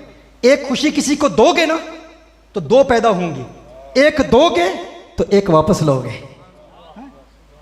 खुशी जो दोगे वही मिलेगा। लोगों को गम दोगे तो गमगीन रहोगे, गम मिलेंगे। सुख दोगे तो सुख मिलेंगे, खुशियां दोगे तो खुशियां मिलेंगी। हमने अपने आप से पूछना, कब हम अपने घर से निकलते हैं इस नीयत से कि किसी का दिल खुश करें।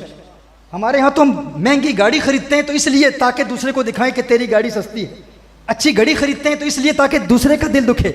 अच्छा लिबास पहनते हैं तो इसलिए कि ताकि दूसरे का दिल दुखे। अच्छा फ़ोन लेते हैं तो ताकि दूसरे का दिल टूटे कि वो गरीब है, मैं अमीर हूँ। हमने अपने आप से पूछना है कि कब हम अपने घर से निकलते हैं। आज मैं घर से इस नीयत से निकलूंगा ताकि फुलां को खुश करूं। आज फुलां मेहमान मेरे घर में आएगा तो उसके लिबास की तारीफ करूंगा। अगर मैं किसी के घर जाऊंगा तो जो उसने खाना पकाया है उसकी तारीफ करूंगा। मेरे मौला अली कर्रमल्लाहु वजहुल करीम ने फरमाया, इकरामुद्दैफ, मैं चाहता हूं कि मेहमान नवाजी करूं, ज़ियाफत करूं मेहमानों की, उनमें खुशियां बांटूं। खुशियां बांटने वाले बनो। मोहतरमा हिब्बा, बहुत सारे लोग हैं जो लोगों को पैसे तो देते हैं। लोग हमसे कहते हैं, तुम कहते हो जो लोगों को खाना खिलाते हैं खुश रहते हैं। तो मैंने फुलां सेठ साहब को देखा, फुलां पीर साहब को देखा, उनके यहाँ बड़ा लंगर तकसीम होता है, बहुत खाना खिलाते हैं, लेकिन फिर भी गमगीन ही रहते, परेशान रहते हैं। वो खाना देते हैं, खुशी नहीं देते। खुशी देने वाले बनो कि फुलां को खुश करूंगा। भाई खाना खिलाकर उसे डांट दिया, मैंने तुझे फुलां वक्त इतना खाना खिलाया था, सारी जिंदगी एहसान जतलाते रहे, तो तुम खाना तो देते रहे, खुशी ना दे सके। और कुछ तो ऐसे हैं जो देकर भी खुशी नहीं दे सकते, और कुछ ऐसे हैं जो लेकर भी खुशी दे देते। खुशी देने वाले बनो। एक औरत ने अपने पड़ोसी के दरवाजे पर दस्तक दी। दस्तक देकर कहती है कि मुझे नमक दे, मेरे घर में नमक नहीं है। तो बेटे ने कहा कि घर में नमक है माँ, तो इससे क्यों मांगती है? कहा कि ये गरीब है, नादार है, कभी हमसे खाना मांग लिया करता है, लेकिन जब ये खाना मांगता है ना, सफ़ेद पोश इंसान है, तो इसके दिल में हिचकिचाहट महसूस होती है कि मैं भिखारी हूँ, इससे मांग रहा हूँ। तो मैं इसलिए इससे मांग रही हूँ, नमक इसलिए मांग रही हूँ ताकि ये महसूस करे कि मेरा शुमार भी अब देने वालों के सफ़ में हो गया है। हमें भी पता है कि हमारे घर में नमक है, लेकिन इससे इसलिए मांग रही हूँ। तो कुछ ऐसे होते हैं कि जाके जब ये हमसे मांगे ना, जब हमारे पास आए, हमसे मांगने के लिए आए, तो हिचकिचाहट महसूस न करे, ये सोचे कि मैंने भी इसे दिया था, अब इससे ले रहा हूँ। हाँ, तो कुछ देकर भी गम देते हैं कि मैंने तुझे फुला वक्त तेरी इतनी मदद की थी, और कुछ एहसान नहीं जतलाते, कुछ लेकर भी खुशी देते हैं। तो लेकर भी खुशी देने वाले बनो। अपने आप से पूछो, हमने कभी किसी को खुशी दी है? मुस्कुराते रहो, खिजां की रुत में गुलाब लहजा बना के रखना कमाल ये है। जिंदगी की परेशानियां हूं, तकलीफें हूं, खिजां की रुत में गुलाब लहजा बना के रखना कमाल ये है। हवा की जद पे दिया जलाना, जला के रखना कमाल ये है। खिजां की रुत में गुलाब लहजा बना के रखना कमाल ये है। हवा की जद पे दिया जलाना, जला के रखना कमाल ये है। किसी को देना ये मशवरा के वो दुख बिछड़ने का भूल जाए। किसी को देना ये मशवरा के वो दुख बिछड़ने का भूल जाए। फिर ऐसे लम्हे में अपने आंसू छुपा के रखना कमाल ये सूफिया का उसलूब है। वो मुस्कुराते रहते हैं, खुशियां बांटते रहते हैं, कभी किसी पर एहसान नहीं जतलाते। जरा सी लग़ज़िश पे तोड़ देते हैं सब ताल्लुक ज़माने वाले, जरा सी लग़ज़िश पे तोड़ देते हैं सब ताल्लुक ज़माने वाले, फिर ऐसे वैसों से भी ताल्लुक बना के रखना कमाल ये है। फिर ऐसे वैसों से भी ताल्लुक बना के रखना कमाल ये है। मिजाज मेरा, ख्याल मेरा, पसंद मेरी, कमाल क्या है। मिजाज मेरा, ख्याल मेरा, पसंद मेरी, कमाल क्या है। जो यार चाहे वो हाल अपना बना के रखना कमाल ये है। जो यार चाहे वो हाल अपना बना के रखना कमाल ये है। तो सूफिया का मनहज यही है, सूफिया के मनहज से खुशियाँ फैलाने का पैगाम दिया जाता है। तो मौला अली करमल्लाहु वजहल करीम अर्ज करते हैं इकरामुद्दैफ। अब ये सहाबा आपस में बैठे हैं, ये फलक भी इस खूबसूरत मंजर को देख रहा है, चांद भी देख रहा है, सितारे भी देख रहे हैं। हर एक ने अपनी अपनी 3 तमन्नाओं का इजहार किया। अचानक जिब्रील अमीन नाज़िल होते। जिब्रील कैसे आना हुआ, जिब्रील क्यों आए? जिब्रील अर्ज करते हैं या रसूलुल्लाह सल्लल्लाहु अलैहि वसल्लम, सिद्दीक ने अपनी 3 पसंदीदा चीजों को बयान किया, फारूक ने किया, उस्मान ने किया, अली ने किया, आपने भी कर दिया। और मुझे जिब्रील की तमन्ना है कि मैं भी अर्ज करूं कि मुझे जिब्रील को भी 3 चीजों से प्यार है।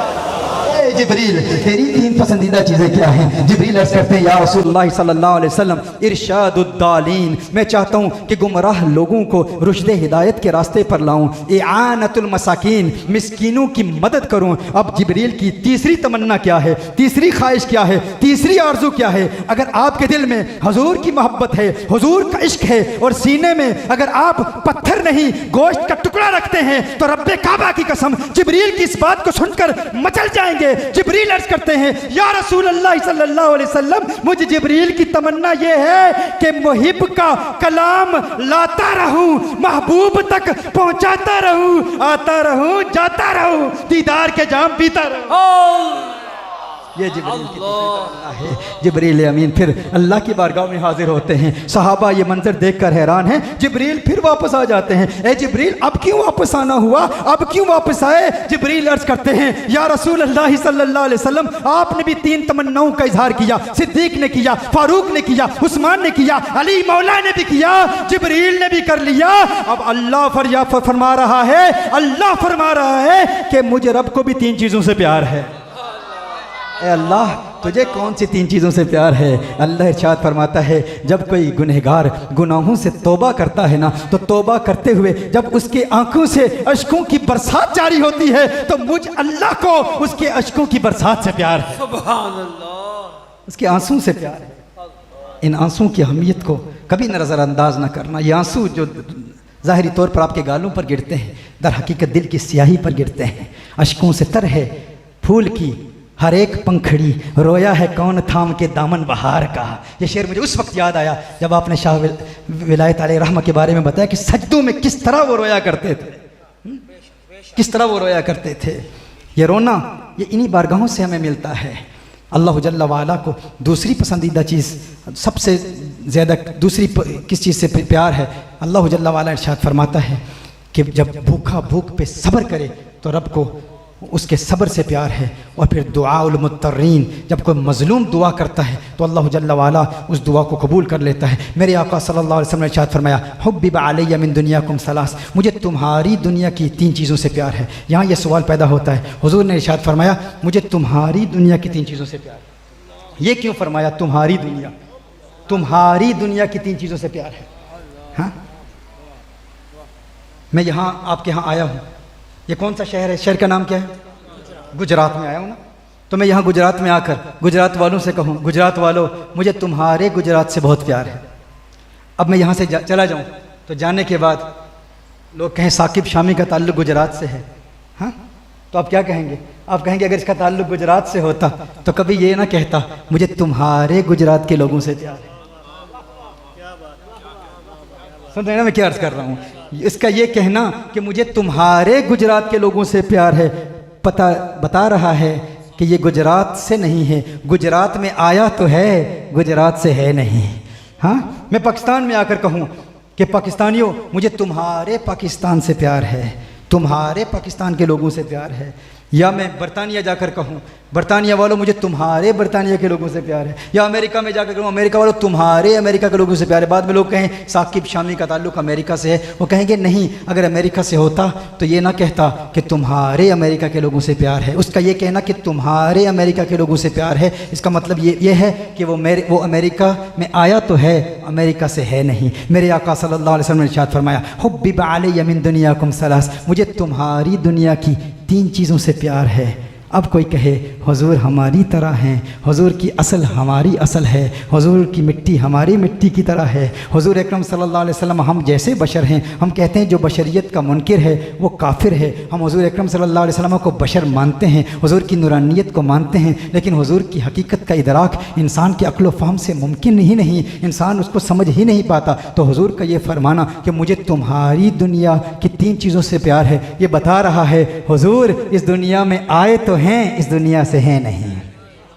इस दुनिया में आए तो हैं, इस दुनिया से है नहीं। वो कहाँ से आए और किधर गए? वही है अव्वल, वही है आखिर, वही है ज़ाहिर, वही है बातिन। उसी के जलवे, उसी से मिलने, उसी से उसकी तरफ गए थे। न हलीम बेद खुला है ये, न मकाम चूनो चरा है ये। तू खुदा से पूछ वो कौन था, तेरी बकरियां जो चरा गया।